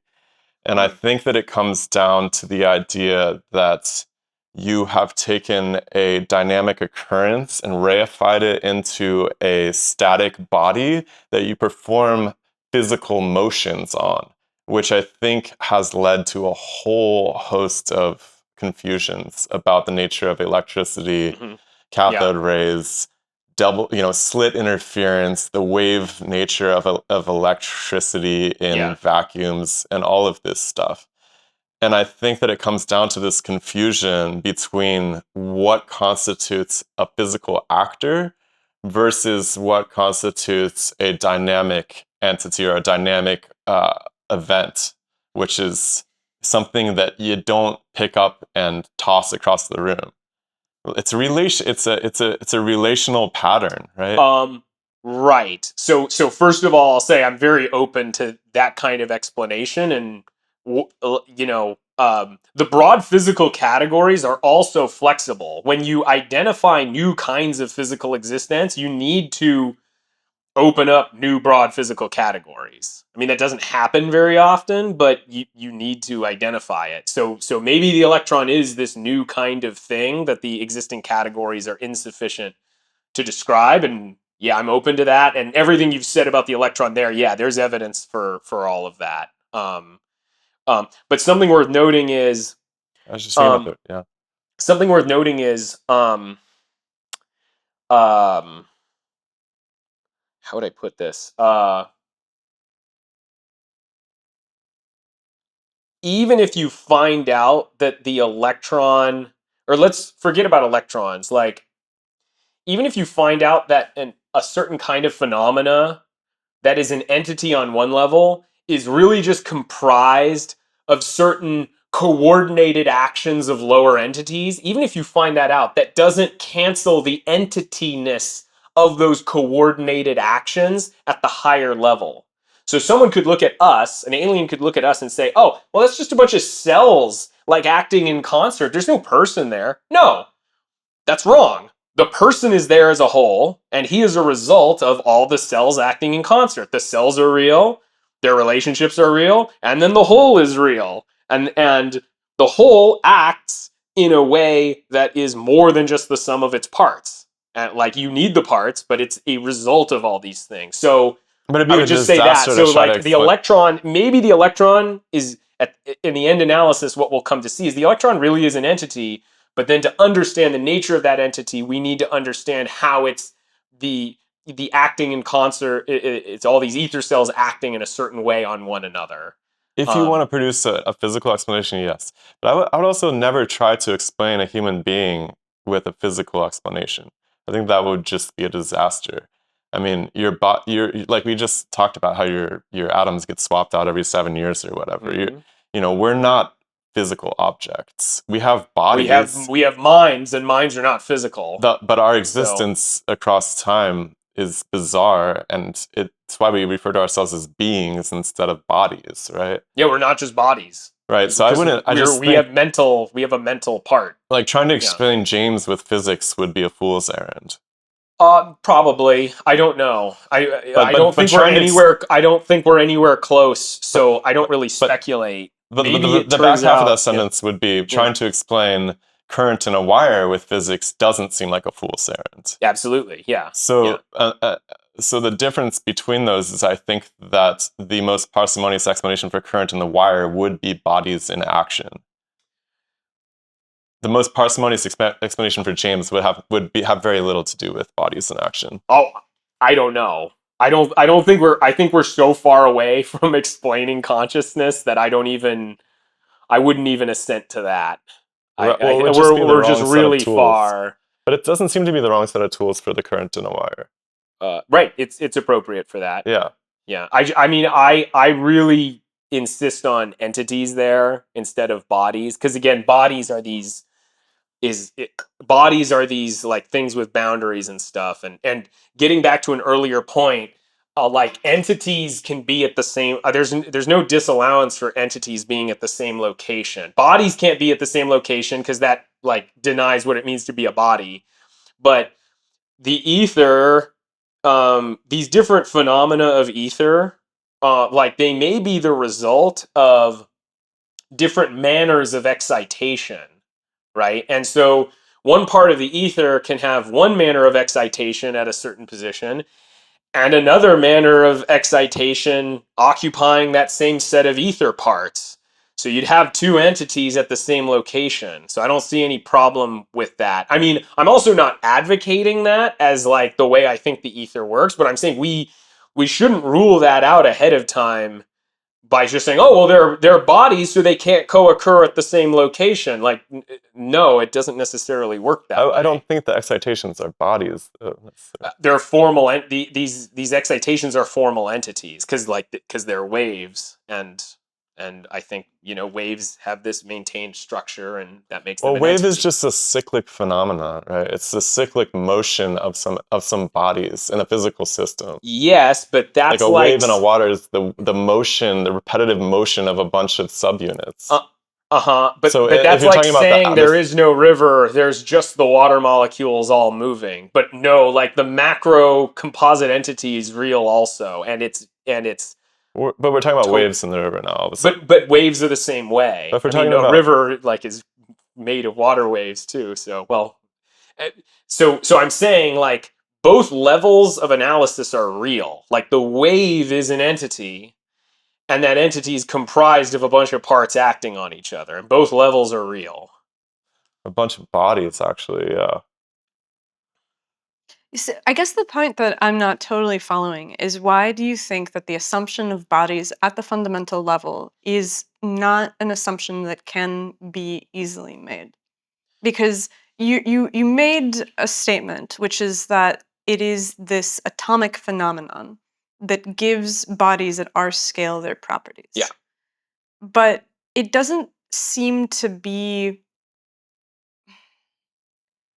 there does not seem to be anything about the nature of like surface bound volumes, which is the definition of a body, that has to be limited to the atomic scale. Like, there's no reason to believe that the atoms are not composite objects, the same way that a river is a composite object. Like, the river is made out of water molecules, and they together move and create erosion and whatever else.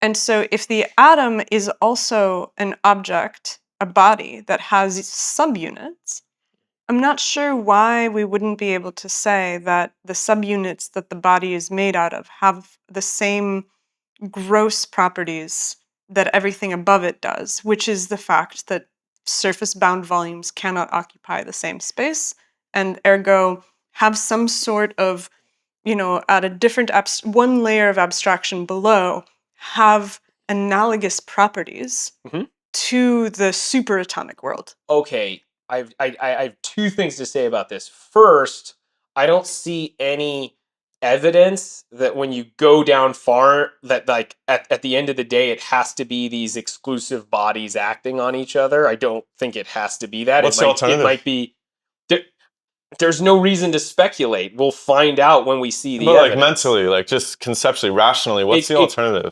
the alternative, I mean the What is the alternative so the that two alternative entities, yeah, okay, I yeah, have an alternative. Like, what if the ether's just made out of a bunch of cells, and these cells just have, and they're stationary, like they don't move with respect to what's a one another? cell? Little parts of the ether. How does Like, it? How Is it does a the? body? Are Yeah, they like how do you bodies? they're have a? not bodies How do you have because a part? they don't exclude one another. They don't like bump into each other like this. All they do is they act on the other How thing, would and they act without surfaces to act against? because well, you're assuming that the lower nature, more basic nature of reality has to function like I the don't see an macro level alternative. of I don't see an reality. We alternative. just have these entities, and they I'm open to change an one another, alternative. and their nature is such that they simply change one another. But how? And that how? Hold on, How that's do they magic. change one another? That's magic. You're To say that you have. So I'm saying that maybe like, first of all, I don't really like think it's useful to speculate about the fundamental constituents of everything because you're jumping way ahead. Well, but like, let's just you just say it is their nature to change the thing next to them, and that's the bottom. That's magic. Hold on. Uh-huh. Like, look, the reason that it's important to think about this is because what we're after is we're trying to create a useful map of fundamental physics. We're trying to do the thing, which is that, like, hey, water is conductive, and then trying to take the step to say, well, actually, it's the minerals. And in order to do that, you have to do that before you have atomic theory. They hadn't seen atoms by the time that they came up with the fact that, well, no, you need these things that are dissolved in the water to accomplish this.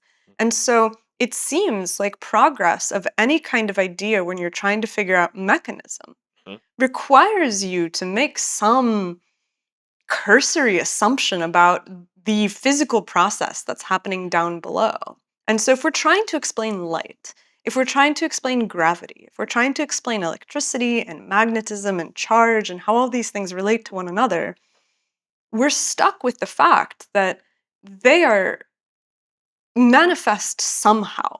And so if you say that they're manifest by ether cells somehow affecting one another, and you're like, well, we don't have to speculate about how those cells affect one another, I think that what I would say is, well, perhaps not, but they must affect one another in some way in order for that action to be completed. Because there's no way to conceive of one ether cell modifying the one next to it without there being some sort of mechanism.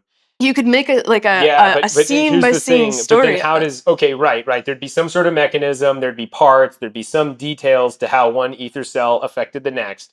But then why do those parts act on each other the way they do? Well, that's and then the next question. That's the next question. But my point is like at some point, like it might stop. It might just be like there is no explanation. That is just in the nature of the thing to act on the other thing.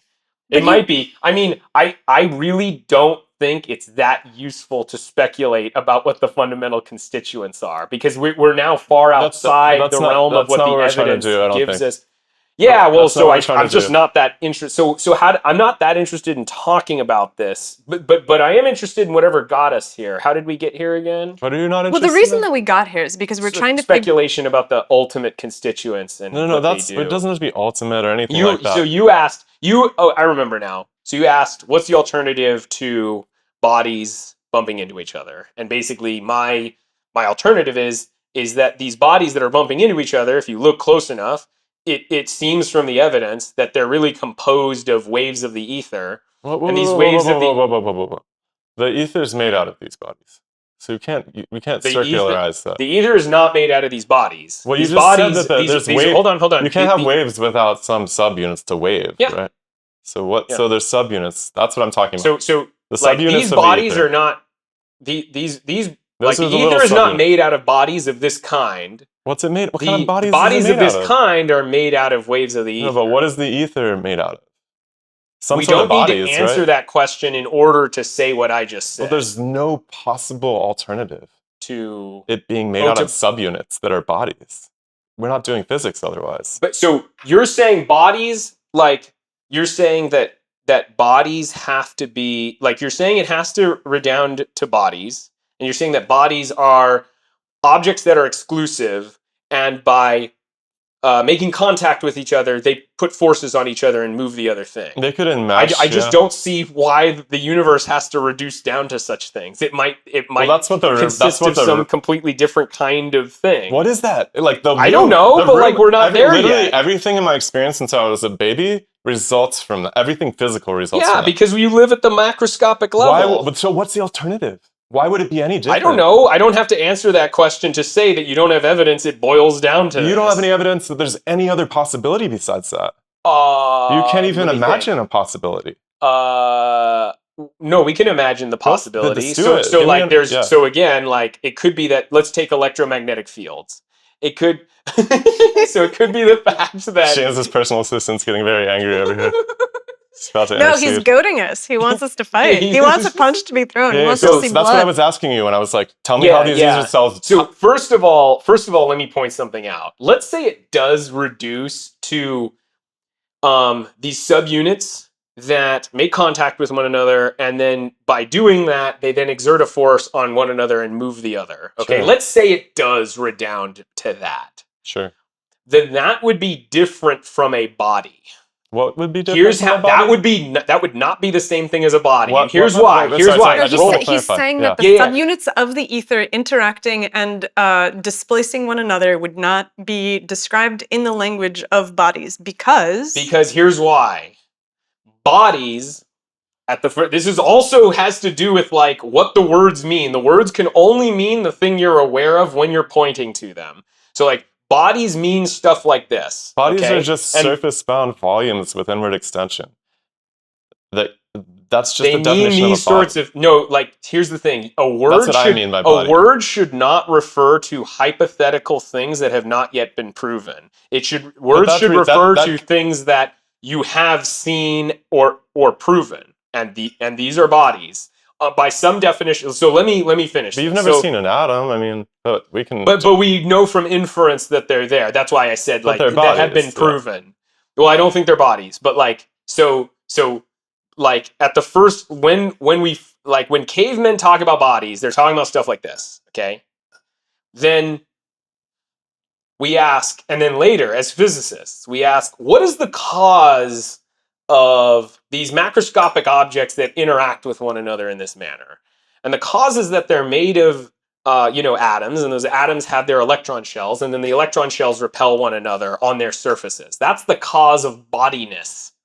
Now, let's say you drill down even further, and we find, as you think, that the ether consists of little objects that are making contact with one another and then moving one another. Yeah, that might be the case, but those kinds of bodies would be distinct from these kinds of bodies, because these kinds of bodies would be a amalgamated effect of the kind of ether bodies Well, that those you are are composite postulating. bodies. I agree. Yeah. So there'd atom's be a composite there'd body, be too. a distinction.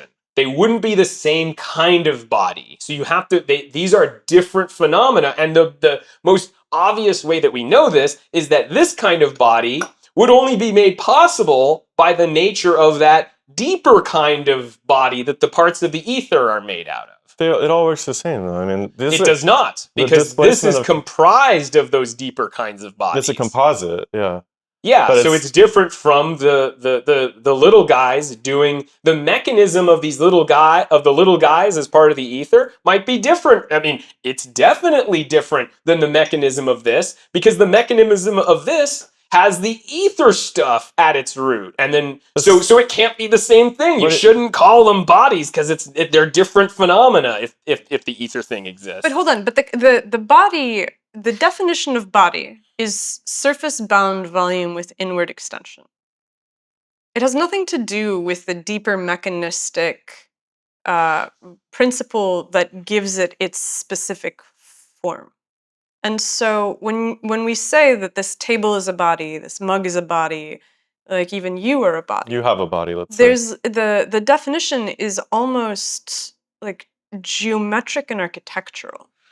It's wholly architectural. And so what does architectural mean here? it means that it is based on Surfaces. length, height, width, and volume. Okay. And surfaces. And well, yes, because which like is when the boundary. when you combine length, height, and width and volume into a unit, whether that is made out of subunits or is of some like fundamental piece that has no subunits, the nature of the body is still the same, and it doesn't matter the mechanism by which it achieves bodiness. It just is the specifics of its the bodiness. specifics of its bodiness. The body is a category that can exist at all scales. I see what you're saying, but in order to differentiate these different kinds of bodiness, which do have real similarities to one another, in order to differentiate these different levels, we would really need different terms for them.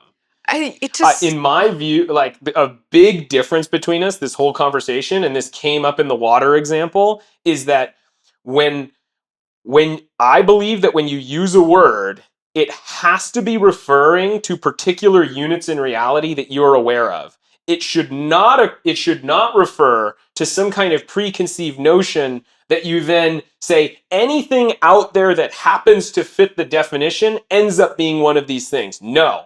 I'm saying the word refers directly to the things out there. It's a huge And then if you find a new kind of thing, you got to come up with a new kind of word. Just because it had that one same like property, you can't necessarily apply the same word to it if there are important differences. But body is it's a general class, right? Actually, all words come down to either bodies or ideas, right? You call them mentalizations or whatever. But I mean, physical. I'd say there's physical existence and mental existence. Bodies, you can have imaginary bodies. Like you can imagine a surface-bound volume like an elephant in your head. It's not actually a physical body because it doesn't have a real location in the universe with respect to all of the other bodies. But all words are either bodies or relationships between other relationships or between bodies. That's just the nature of the way that our minds work.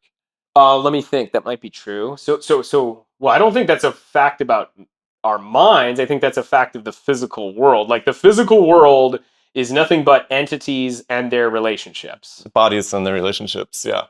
That's true. Okay, so that's good. You guys agree on that. Well, we don't agree on bodies versus entities. The problem is entity, because I don't think everything has to follow. I don't think an entity can be a relationship. No. Yeah, said, because you said a wave can be an entity, and a wave is a relationship among subunits. The wave is the entity, and like why is it an entity? Because it's this unity that acts the way that it does as a result of its unitary nature, as a result of the fact that all of its components add up to a particular thing. All of its components act a certain way that give rise to the entity. Yeah, I think that's right also. And so like in the case of a wave, like the thing that makes the wave an entity is the particular relationships between the parts. But the wave as a whole is still this thing as a whole. I'm forgetting what we're disagreeing about now because you agree with all of that. So wait, where are we disagreeing? Well, we're mapped. You've said something about. Oh, go ahead. No, I just said damn it because I lost where we were disagreeing, and that was very important. I'm trying to link it back to it. So we're basically saying that there is an architectural identity of body that does not matter what it's made out of. That there is a form, a definition, a relationship that you can establish, and that everything that you encounter in the world, you can evaluate it and you can say, is this a body or not? And you can put it into the bin of body, or you can put it into the bin of concept, which is sometimes relations between bodies, sometimes it exists exclusively in the abstract mental space, but that broadly speaking, you can differentiate literally everything into those two classes of broad categories. Can I roll this back? Let me just say one thing to embellish on that. So all ideas or concepts, as you say, the most simple concept imaginable is the relocation of a body. It is just a body that is in a new place with respect to all the other bodies in existence. Okay. Now I can take that and I can I can compare it to some standard and say how fast did it move. I can start embellishing on that. Now I can start talking about this scene with respect to other scenes, and I've moved into a new layer of conceptual abstraction. And I can do that all the way to the point that I have human beings writing divine comedies and everything else, which are highly conceptually abstract. They're so far away from the physical body landscape, but at the root of the physical reality is still the most simple bodies acting out the dramas. Otherwise, there's no actors in the story. I agree with that, but I would just say it's entities. I would just replace the word body with entities. And when I mean entities, I'm being agnostic about whether they really like function through contact. I'm saying there are these things that affect one another somehow. They don't have to affect Just No, magic? it's not. It's not magic. It's just like it's a different kind of action. What's a different kind of action in physics? Well, I mean, there's evidence of this. So, like, the electromagnetic fields, like they don't seem to be caused by like contact forces and displacements of little parts. It seems like these parts have properties and they are affecting one another's. Like, when one thing has a certain property, it affects the property of the nearby thing. And But what's the nature of that property? Well, that's a question for another day, but I see no reason to believe that it is like a contact force but and then a subsequent motion. well, if you have a, a an ion that is exerting some kind of pull or push on an ion that is near it, Mhm. that's mediated through this intervening substance, Mhm. right? Mhm. And so the gross physical outcome of one ion moving away from the other must be mediated by some kind of physical action. Yes. Okay. And Yes. so if we accept that that outcome is rooted in physical action all the way across, then the question becomes what kind of physical action, except for displacement, could possibly be accounting for what we see? That's the question. We'll have to see. I see no reason why we should presume that physical action is confined to contact forces. What else could it possibly be? And the reason Well, but that it's I did important. already answer that. Just a different kind of property What is that that, is though? changed. What is that? We'd have to see it when we get there. Well, so Like hold on. we're very close, by the way, by describing the ether. But I think that the reason that it's important to think about the physical actions that are being taken is because it tells us about the underlying principles that give rise to the phenomena that we are trying to explain. Because if you say that the electron is a wave, then you're stuck with this question of like a wave of what? How is the wave caused? Where does it come from? How does it travel? How does it affect its neighbors? A wave in and of itself does not have a consistent perpetual outcome of its existence. Like you can have multiple different kinds of waves in the ocean and they all do different things. Like a tsunami is not the same thing as like as a ripple from dropping a pebble, or Mm-hmm. if you watch the way that like water will break on a pier or something, the wave, like it's all very Mm-hmm. different. Mm-hmm. But there does appear to be some kind of fundamental intrinsic identity to what to the effect of the electron. And the question is, why does the electron have this effect? And how does this effect that it has relate to light and magnetism and charge and ultimately gravity? These are very important questions. And I don't think that you can get at them without this deeper physical question of what are the actors that are playing a part in the wave of the electron? Yeah. How are they affecting each other? Mm-hmm. And how do their different actions manifest as the different phenomena? And so Yeah. that's why the question of like, what is the physical action Yes. instrumentally Yeah. important? Yeah. Okay. So okay. I agree with all of that. Okay. All I'm saying is that all those physical actions between the parts do not need to boil down to contact forces among the like contact forces in the same way we encounter them on the macroscopic level. That would be a lot more convincing if you had an alternative. Well, I just explained one. No, you It's didn't. that like these parts have a property, and that property isn't their position. They have a property, and that property is not their position. Just And paint it. that property changes the neighboring property. How? Oh, I was gonna give it to James to read. Okay. All right. I just think you should read this passage. You Ah, don't have to read it aloud. ability. We should Might read as it. well. Ah, ability or inability to conceive, says Mr. Mill very properly, is in no case to be received as a criterion of axiomatic truth. Now, that this is a palpable truism, no one in his senses will deny. Not to admit the proposition is to insinuate a charge of variability in truth itself, whose very title is a synonym of the steadfast.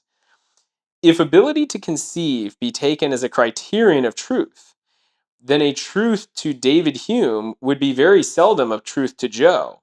And 99 hundredths of what is undeniable in heaven would be demonstrably false upon earth. I hate the way this is written. But, I mean, it's just, so yeah, it doesn't need to be conceivable in order to be true. It's a bit of a logical, I think it's a bit of a logical fallacy to say, because I can't conceive something. Yeah. It could be true. Yeah. I'm not even saying so much. I'm literally, just saying all that- I'm saying is like, if there was an alternative, that I would be really interested in it. But as long as there isn't an alternative, then the default assumption is that everything in the universe works just like these couches and chairs in this room. Uh-huh.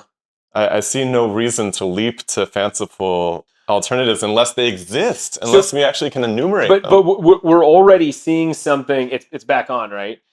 We're already seeing something that already looks like this. So like the ether is this medium. It has parts.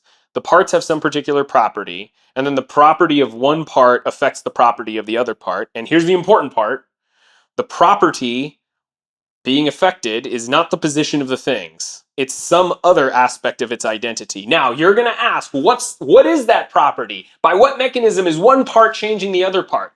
What I'll say is, I don't know, and we don't need to answer that question in order to know that it isn't a contact force and it isn't a change, and the property being changed is not the position of the thing. Why do you I'm say that, saying though? that- Hold on. I want to understand. Why do you say that? Because What? you seem very, very certain that we know that that's not the case. No.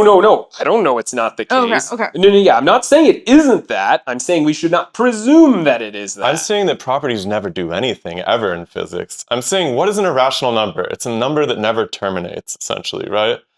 Okay. What is an irrational physical explanation? It's one that never terminates in physical actors. The physical actors have to be the things that do stuff in physics. Otherwise, it's irrational. It doesn't terminate in an explanation. It's not anything I can sink my teeth into otherwise. It doesn't need to terminate to be a rational theory. You just say, I don't know what the next level down is. I thought I turned this off, man. Here's an example. Newton said, one massive object will pull on another massive object. And that was true. And that was true even though he did not know the underlying mechanism. It's apparent, yeah. And that's completely fine. And I'm saying that I don't know what these properties might be. I'm saying they may not be the position of the things that changes as a result of contact forces. It may be something else. But if you could, What is the something else? I don't know. Let's find out. But if you could explain everything as a function of contact forces and position changes, and you could get to a unified theory of physics, fundamental physics from that. Or at least That all would the be great. invisible stuff. That would be great, but it's very important to note that if that were the case, those contact forces would not be the same thing as this, because this is constituted of that thing you're talking about. Well, they wouldn't be the same because of the underlying mechanisms being different, but then their gross macroscopic properties, they would be identical. Yes. And this actually leads me to another thing I wanted to say. Like part of I think the epistemological difference between us that's causing a lot of these resulting differences is the following. We have a different way of the way we're using words, I think, and the way we're using concepts to refer to things. And I'll give a simple example of how I think we would differ, and please correct me if I'm characterizing you wrong here. The definition of man is the rational animal, okay? Like wouldn't you agree that's a good definition for human beings? Rational I actually animal? don't think in a presentation I even need to agree to your definitions. I just have to understand you. But I can understand that. and work Okay, with it, okay. yeah. So now, what if we came across some spiders that were rational, like the little guy from Project Hail Mary? Okay, that's a rational animal. Is he a man? According to your definition, yes. Okay, but here's the thing. I do not think a concept is its definition. I think a concept is a policy of grouping things. There are all kinds of properties of man that do not appear in the definition. So if you came across this spider, even though he is in line with the definition, he's not a man. Why? Because he has all kinds of properties that men do not. So he's clearly not a man. Once you come across this animal, you would have to change the definition of man to differentiate man from the spider. You'd have to call him the rational mammal, maybe. So what I'm saying is that so the key here is it's not like you have this preconceived set of properties that if something out there has those properties, it means it has to fall under that concept. It's that you say, like, I'm referring to these particular kinds of things in existence with these particular kinds of properties. And if something's out there that has those properties, but then additional properties, it doesn't mean it's part of that earlier concept. It's not a body because it's not the same thing as this. I don't define bodies the way that you're doing it there. Okay, though. okay, I see. But we can get into that. But I But still think we're using it differently. Like But it doesn't using matter as long as I you can don't understand. the concepts for me. They aren't these preconceived things. Like No. The only thing that matters. They refer to things only in reality. I mean, The you only agree thing with that matters is that you understand my definition and that I use it consistently. It doesn't even matter. The only point in science is for me to communicate my understanding and you to communicate yours, and we negotiate our understandings mutually with respect to what's apparent, right? I think I disagree with that. I think I'd have to really think about that. Well, I'm using the I'd word. have to really break that down to see if I agree with you that or not. basically, I'm defining the word body unambiguously, and I'm using it in my presentation. You keep trying to bring in your own definition of body and try to undermine my explanation of the basis of invisible phenomena as a result of it, and that's not fair. Like, you should take me at my word when I'm using this word because it has a consistent meaning that I'm applying to all these situations. I That's see. what matters. I think what I'm saying is I shouldn't necessarily take you at your word when you use a concept in a certain way, because you might be using the concept in a way that is inconsistent. No, I am being consistent though. I'm using the same maybe definition. you are, maybe you are, but that would be totally fucked up if I was using it inconsistently. Sure, but yeah. so I use the concept body in the way I do because that's the system after a lot of cross-referencing of every fact against every other fact. I've come to my broad definition of entity and my narrower definition of body. I've reached it that way. And so and you're using it somehow differently. Well, I'm very clear and consistent about how I'm using it. I'm not saying you're not being well, why don't you I'm not saying you aren't being, but I think there is a difference. So one of us is probably wrong here. One or both of us is wrong. So let's understand how we're using that word. What do you mean by the word body? I mean a surface-bound volume with inward extension. Inward extension. Yeah. Yeah, we have the same definition. Or it's more than just having this. So we have the same definition at least. It doesn't have to be made of atoms. Say it one more time. It's a very broad category. Yeah. It's a concept that describes. It's a concept. Surface bound. It describes what is separated. The surface separates the inside from the out. Mm-hmm. And that every point on the surface can be said to extend inward. And that the only way for two bodies to be in the same place is for them to have subunits which deform, that is, be displaced. And everything we know about physical reality can be consistently discussed in these terms in all of material science. So bodies can't be in the same place definitionally because they are totally exclusive entities. Mm-hmm. And their surfaces define the boundary of that exclusion. Mm-hmm. And the only way that they can be in the same place is if you deform them. Mm-hmm. And you can but then they're still not in the same place. You're just deforming you the actually would boundaries you would have to meld them. Then you would have to take a I'm still hearing what you're. This is a detail. Yeah. I'm hearing what you're saying. Yeah. Right. So if they have no subunits, then they can only displace one another, because the alternative is unthinkable. You would have to have this irrationality of two bodies in the same place at the same time. Okay. Okay, so when you describe that, I asked myself, what is the evidence? I first asked myself, what is the evidence for such a phenomena? And there is, of course, abundant evidence. It's It's this not a kind of thing. phenomenon, though. It's this thing. It's not a phenomenon. I'm just describing a concept that I'm going to use to apply to explain anything you want. It's an axiom. Okay, so you're preconceiving it. No. And it sounds like I'm deducing it from everything that I've ever observed about physical reality. He's like, this is a fundamental principle of physical reality. But where have we seen this other than these kinds of interactions at the macroscopic Well, you can't level? see things below the macroscopic level, so we Where infer. where have we seen it? Where have we seen it and inferred evidence of it Right. other than this Right. kind So of I would thing? say that everything that's invisible can be inferred to result from those same sorts of displacement Well, interactions. how do you know that that's I what don't the know cause it, but I is? don't know any possible alternative, and I can explain anything using that concept. But what if it just isn't that? You don't know this. Well, And here's the but other that's the thing. question, Here's like, the other it would thing. be If you really- look at the evidence for this concept of yours, and it's a perfectly good concept, of course. We have the same definition here, but we have the concept, the way we think of this is slightly but importantly different.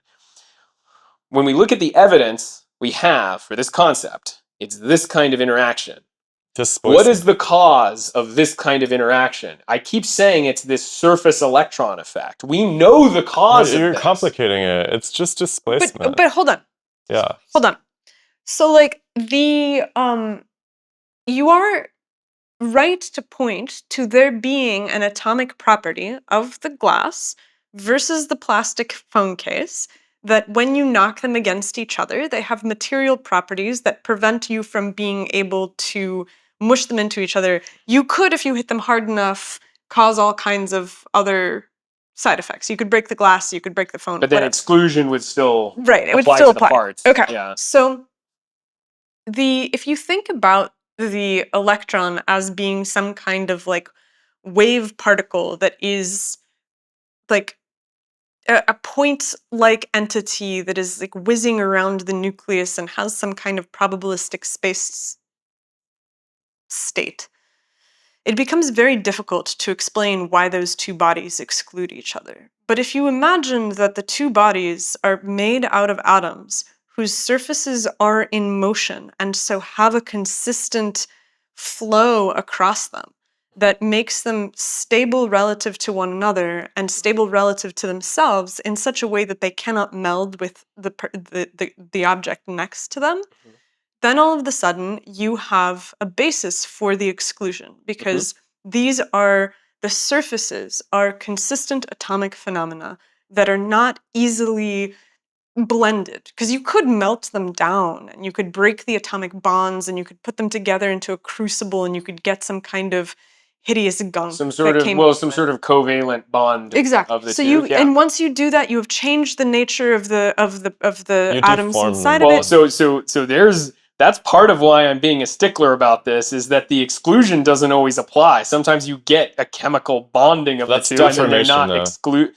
I'm saying that it's not though. It's like the cause of exclusion isn't applying, and they're really joining together. Yeah, the body is like in some sense the specific bodies. The specifics of the body are architecturally defined. So if you want to rearrange the architecture, then you've deformed the bodies. And if you melt them together, you've deformed them like to the highest level almost. Yeah, and so like the bodies in place here, like you have to recognize that the glass and the case are made from, they're both bodies as glass and phone case, but they are also made out of bodies, which are the atoms that produce the lattices that give them their physical properties. And the atoms themselves are almost certain, we know they're deformable, so they must have subunits as well. Okay. And so now, if you go down to the macroscopic level and you say, all right, so we have the body of the atom. The body of the atom is deformable because we know they change shape. Do you mean microscopic level? Microscopic. Yeah. Like we know that atoms change shape, right? We know that they have to because if you take a hydrogen in its ground state, it's spherical, you charge it, and you push that electron shell into the next charge state, and then you get a dumbbell, and then you get your like clover leaf, and then you get like progressively more and more shapes to it. Okay, so if the atom is a body, We know that it must be deformable. If it is deformable, it must be made out of subunits. This is the nature of deformability. It requires you to have subunits. This is why like at the time of when they were trying to figure out how to deal with atomic theory and putting it into context of electricity and magnetism, they couldn't maintain the indestructible point atom as the smallest unit of matter because you couldn't divide it or deform it or cause it to change in any way, shape, or form. An object made of no subunits cannot change. They should never have made speculations about such things, though, because they just didn't know. But isn't that a little positivist? No, you just have to wait for the evidence to come in. But there is evidence. They know that they're bonding. They know, like, by the time that But Faraday how do you know they can't be broken up? They shouldn't have speculated about whether they can be broken up or not until there was evidence one way or the other. Yeah, that's true. That's true. yeah. That's true. They had, like, I mean, the atomic I mean, theory. that's where I'm coming from with this whole thing. Like, we don't know what the underlying cause of these things are, and we shouldn't presume that it's like causes that we're already aware of. But the thing is that the reason that they didn't know that they were deformable was because they didn't have the evidence for that, and so they made a conclusion on the basis of a lack of evidence. They overgeneralized some idea that they had about the fundamental building blocks of matter. They were like, well, they're very small. We can't possibly have stuff that's like smaller than that, so they must be the fundamental pieces. And the mistake of saying that those must be indestructible pieces, I think, is a different category of philosophical conclusion than the one that we're making here, which is that we're saying, look, we have evidence of invisible phenomena. We have evidence of things that are happening at a distance. We have mapped the fields that connect all of these bodies. We know that there are field effects that dictate the way that they will move. And all that we're saying is that if I was to try to move something on our scale, there's only one way to do that. And you're saying, well, there might be others yet undiscovered. And I'm saying, yes, perhaps, but to say that that is the place where we should hang our hat and rest our theories onto seems a little bit unsatisfying, because I think it is possible to explain everything as objects displacing one another. Oh, well, yeah, if you have a way of doing that, then great. I'm just saying, maybe you guys have figured some stuff out that I just haven't in physics. I've sent you the chapters. Yeah, I have 30,000 things. I haven't read that yet. Yeah. You got your plate full. But I guess that this is what this really comes down to, is that I think that it is, and I think that we have done this over the course of 350 pages. Yeah. Like, I think that we have made an argument that it is possible to model all of these things as displacement. And it may be that someone else will come along and they will say, you know, displacement is not the thing. And there's this other thing, and it exists exclusively in the subatomic realm. And that's going to be a much trickier thing. Bless you. That's going to be a trickier thing to justify, because if you say that there is a privileged form of action that lives just in this realm, that is inaccessible to our senses, that we can only reach through deep experimentation and many, many layers of detectors and observation and everything else, then you're kind of stuck with something that is eternally difficult to grasp. Yeah. And so Yeah, it would be. Right? And really the ultimate But speculation. nature is what it is. Like, we don't get to... But that's what I'm saying, we is don't that get to have it the way we want it. But if it is possible to, I think that this is what I'm trying to say, that it's like inductive reasoning is a really powerful way of going about understanding the world. But I also think that there is a role for being able to say that, like, look, this might not be the true mechanism, and yet, why don't we see if we can play with it and fit all the pieces together? And if they can all fit neatly onto the board and they can all be meshed together, it seems unwise to dismiss it on the basis of it not being, like, experimentally determined. Do you get what I'm trying to say? I think so. You certainly would not want to dismiss it. But what I'm offering is a way to go further than the scientific method we've all accepted. The scientific method we've all accepted is like, you come up with a hypothesis. Oh, wow, the hypothesis is consistent with all the observations. It has a real shot of being true. yeah, that's not useless, but I'm offering a better way, which is where you don't have to guess and check. You can do what I described with the glass rod and the piece of paper. You can see the things, you can reason from what you see, and then gain certainty in that next step. And another way to do it is, another way to do it is you come up with a hypothesis like you just did, and then you figure out a way to use my method to then prove it. And that's I'm currently in the process of doing that with elements of Lorentz ether theory. Like a lot of people in our community have voiced the hypothesis that the cause of time dilation or the cause of duration dilation is the fact that these bodies, these processes of change, like atomic clocks and isotopes decaying, are constituted of some kind of wave going back and forth inside the body. And when that body moves through the ether, it's got to go diagonally. And because it has to go a further distance, that's what causes time dilation. That is a really good hypothesis. I don't think it's been proven yet. It's just a really good hypothesis. But using my own methods of inference from the evidence, I'm pretty close to proving it now. Daniel Harris is helping me with it. So there is, of course, a place for a hypothesis, and if it fits all the data, then it's a really good hypothesis. No. And then you use my method, and now it's a great candidate to use my method to prove it.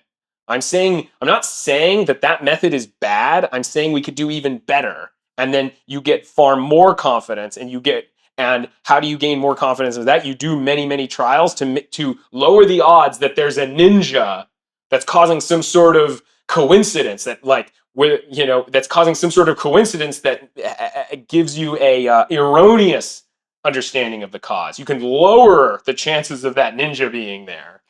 Okay, so then let's loop this back to where we started, which is we started with this question of proof and of being able to say that, there is some property in the water that allows it to be conductive. And then as you filter your understanding of what water is and what subunits are necessary in order to account for conduction, you still have proved that there is a category of conditions under which the water is conductive, and then just have to kind of winnow them down in order to be able to actually say with certainty what it is causing the conduction. Yes. Okay, great. Yeah. So with something like this, we have a realm completely inaccessible to our eyes, mostly to our tools, right? Like when we're talking about the nature of the electron, when we're talking about what is a photon, when we're talking about what is charge, we have very rough macroscopic ways of encountering these phenomena.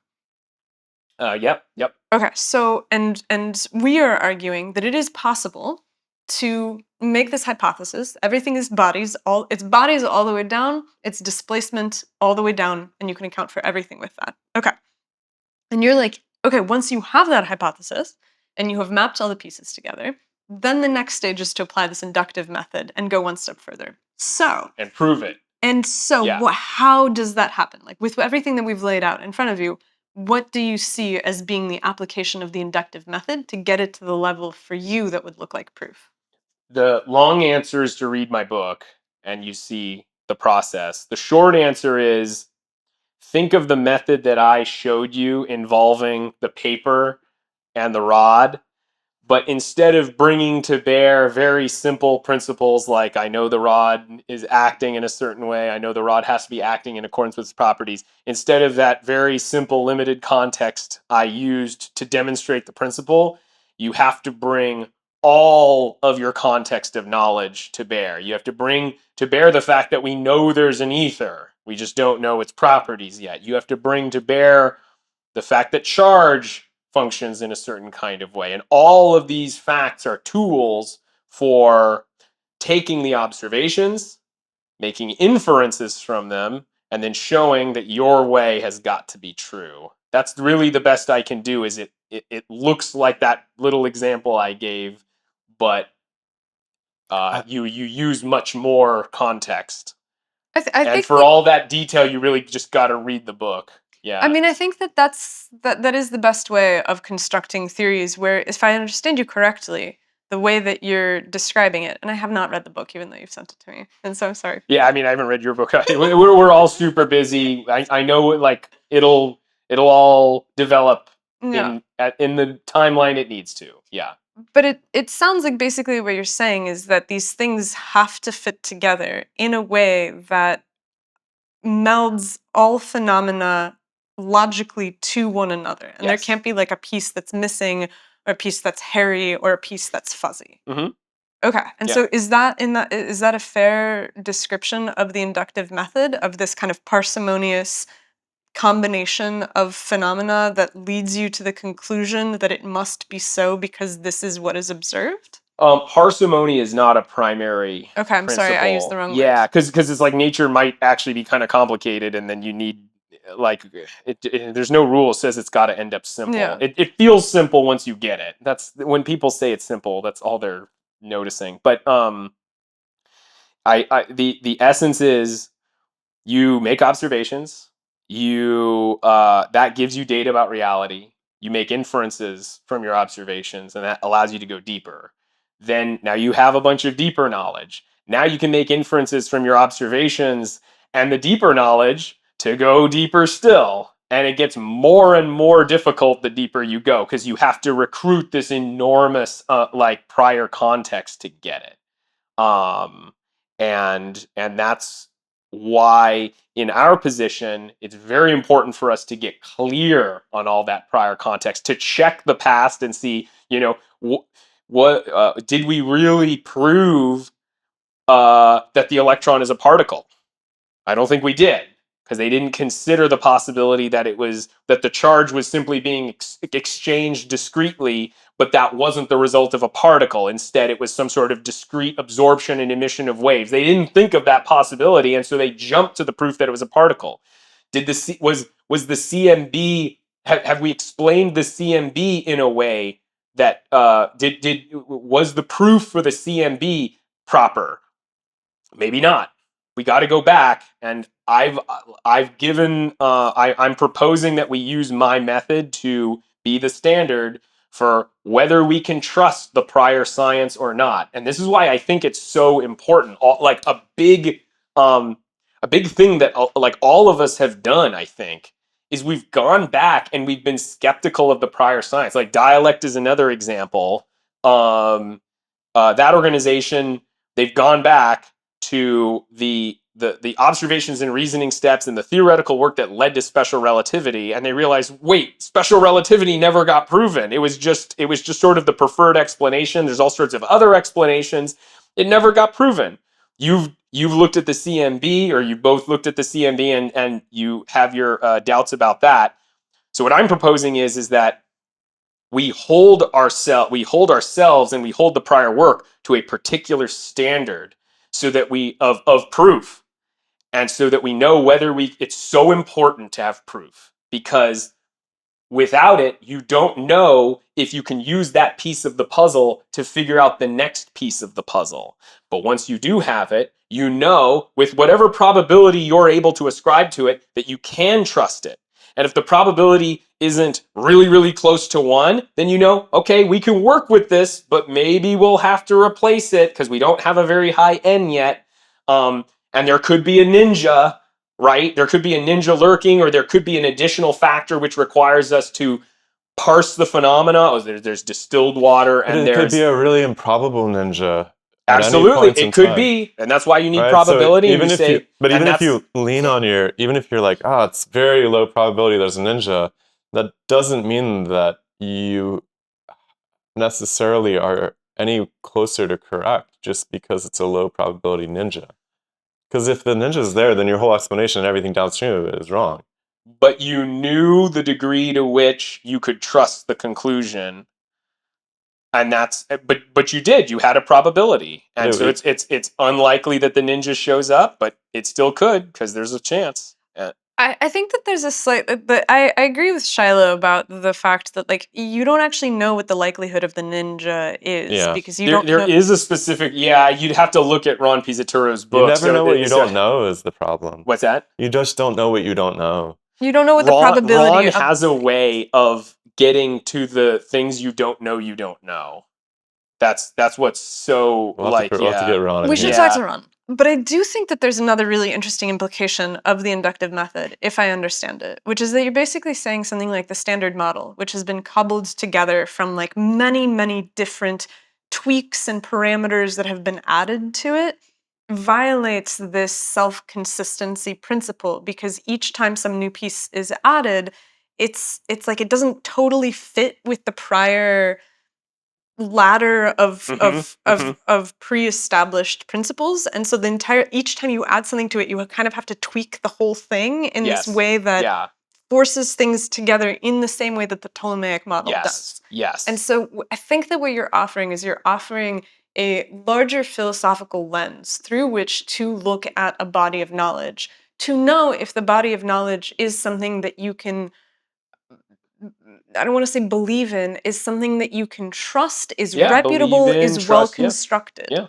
Okay. And so I think Believe that in is is very fine useful. because you're believing it based on the evidence. Sure. Yeah. And so it's just like, I think that from that frame, like whether or not we, define body in the exact same way or whatever, I think that you're pointing to something really, really valuable, which is a larger philosophical perspective on how knowledge is assembled and constructed, and what makes a solid construction versus what ends you up at a Ptolemaic model. And that's a question that has not easily been solved or consistently been solved in the past. And I think that that's I appreciate that. Yeah, that's what I'm going for. I think it's really cool, man. Thanks. What do you think, Shiloh? Or should we end here? You got something else? No punches have now been we have thrown. a boxing match. Yeah. Film a boxing match. Yeah, we can do that. Should get those like big foam gloves. Yeah, I mean we have to get Ron here, I guess, to get to the bottom of this, because I always think it's the unknown The unknown unknowns. Yeah. That's literally like the thing he deals with. Yeah. I guess like if I had to say something to summarize where I'm at still, is that I would be very hesitant to say that anyone had ever proved anything in the theoretical space about the inner, hidden, invisible mechanics of nature, and that the best we can ever hope for is competing theories that are internally consistent in their own right, and that we should all cultivate the judgment to be able to discern which one of those is most appealing to us based on how consistently it can be applied to the most diverse set of phenomena available. And I wouldn't ever want to, like, as a theorist, I would never want to think I had proved my theory, because I know that there are things I don't know, and I wouldn't want to assert that I had covered things that I don't know about. And so I'm perfectly happy with saying this is the best, my theory is the best explanation I can conceive of today, but maybe I'll learn something tomorrow and I'll need a new theory. And I don't want to be locked into thinking that I've proved anything. I just want to be able to say, look, this is an explanation. I can't find any problems with it. And maybe if I learn something new, I'll come up with a new explanation. And that's not a big deal. And I see there being a great deal of like calcification and stagnation as a result of people getting locked into this belief that they have already come up with the answer, and no need to look at anything new because we already know that. That was my story at the beginning about the CMB. We already know it comes from the cosmos. Why should we even bother to measure it when we go to L2? We'll just assume its value and differentially look for how much of it there is in every direction. And we'll make a noise map because we already know it comes from the cosmos, right? And they really believe that. It's not nefarious. They truly have assumed that their original theory has been converted into a fact all of a sudden. And so they're not even open in their own minds to the possibility that there's new information that could unseat their original conclusions. And that's what leads to a lot of stagnation from where I'm sitting. Yeah, from where I'm sitting, I don't know everything. I don't know enough to judge the science of that issue. That's fine. But if I trust you that you're right on that, which it sounds like you are, but if I trust you for now that you're right on that, it sounds like what's happening is they never proved it. They never used a proper scientific method to prove it to begin with. Here's the thing: mainstream science, they don't have the right to do that. They're doing it, and they do not have the right to do it by their own epistemology, because they But believe I would in agree with that 100%. That's what that's the they problem is, believe. though. Okay, but so here's the thing: they believe in the guess and check method. Okay, so they can never using the method they have. They can never have certainty of their conclusions. And so, by their own method, they do not have the right to not listen to like new evidence like this, because like they don't even think they have a theory that produces certainty. So it's complete hypocrisy to act as though they do. So that's number one. Number two, like based on the method I'm giving, based on the method I'm putting forward, you like new information can come to like you always qualify your conclusions in such a way that when new information comes to light, it's always just additional information. It's saying, oh, the water, this thing we called water is actually two separate things, and we should call them separate things. And this thing is only conductive because of part of it. And if we separate part of it, we get a new kind of thing, and then it's not conducting. And so that doesn't, like nothing you were saying before was wrong. It's just that you have additional information now. If you use the right kind of method, then you don't make these claims until you have the right kind of evidence. And then you frame those conclusions in such a way that new findings are always in the form of new information that is just stacked on top of what is already known. That's the key. You have to formulate, if you formulate science that way, then it becomes possible to have certainty. And it's very important to do this, because then you're able to tell the difference between the things that you should question and the things you don't have to question. You're not questioning everything. You're questioning those things that have counter evidence. And when they do that, it's not because of an overabundance of certainty. It's because they're not there. It's because of like, you know, a felt sense of certainty in the face of evidence. And then they turn away from it when you present it to them. So like that has nothing, the vice is not certainty. We should not throw the baby out with the bathwater just because arrogance often comes like with unearned confidence. Like arrogance is the worst, this unearned confidence. Like that is the brutalist enemy of certainty. Like certainty is very hard to achieve, and you have to be very careful. You'll notice that I've been very careful about certain things. Like I'm not willing to accept that yet. And I'll say like, oh, your CMB thing sounds right, but I'm not going to sign on to it. Like you have to be, I believe you have to be very careful. I'm not signing on to it either is my point. I'm not signing on to my own theories either. I'm not. Well, if you're not certain, then I you mean, shouldn't. I think that they're good. I think they're better than anything else I can think of or anybody else can think of. But that doesn't mean that they're true. With the right method, you can be sure they're true. That's God damn! I wish you'd convinced me of that though. Like you'll have to. I mean, look, there's a lot of. I mean, I haven't even explained like the whole book. We've gone into these like kind of corner cases that are very important, but you really have to see the whole thing.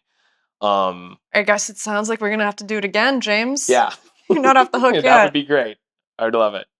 Yeah, thank you very much. This. It's always so much fun to talk with you guys. I think that the last thing that you said, that there is a way to know if certainty is warranted or not, is perhaps the defining question of our time. And so if you truly, and I'm not, like you just said, I'm not willing to sign on to that yet. But if you do really have a method that can give us that, I think that it is perhaps the thing that is most necessary for the future development of thought, because if there is anything that we have come to over the course of this conversation,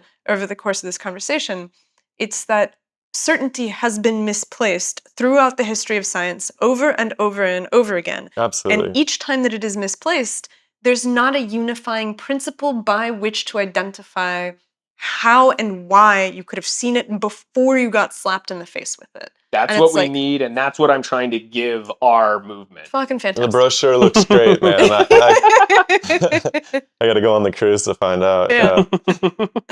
No, let's do it again. That's really good. Awesome. All right. Okay. All right. Cool. I see your mission, so that's good. All right. There's more to be talked about, but we should eat dinner. Yeah. Let's do it. Perfect timing.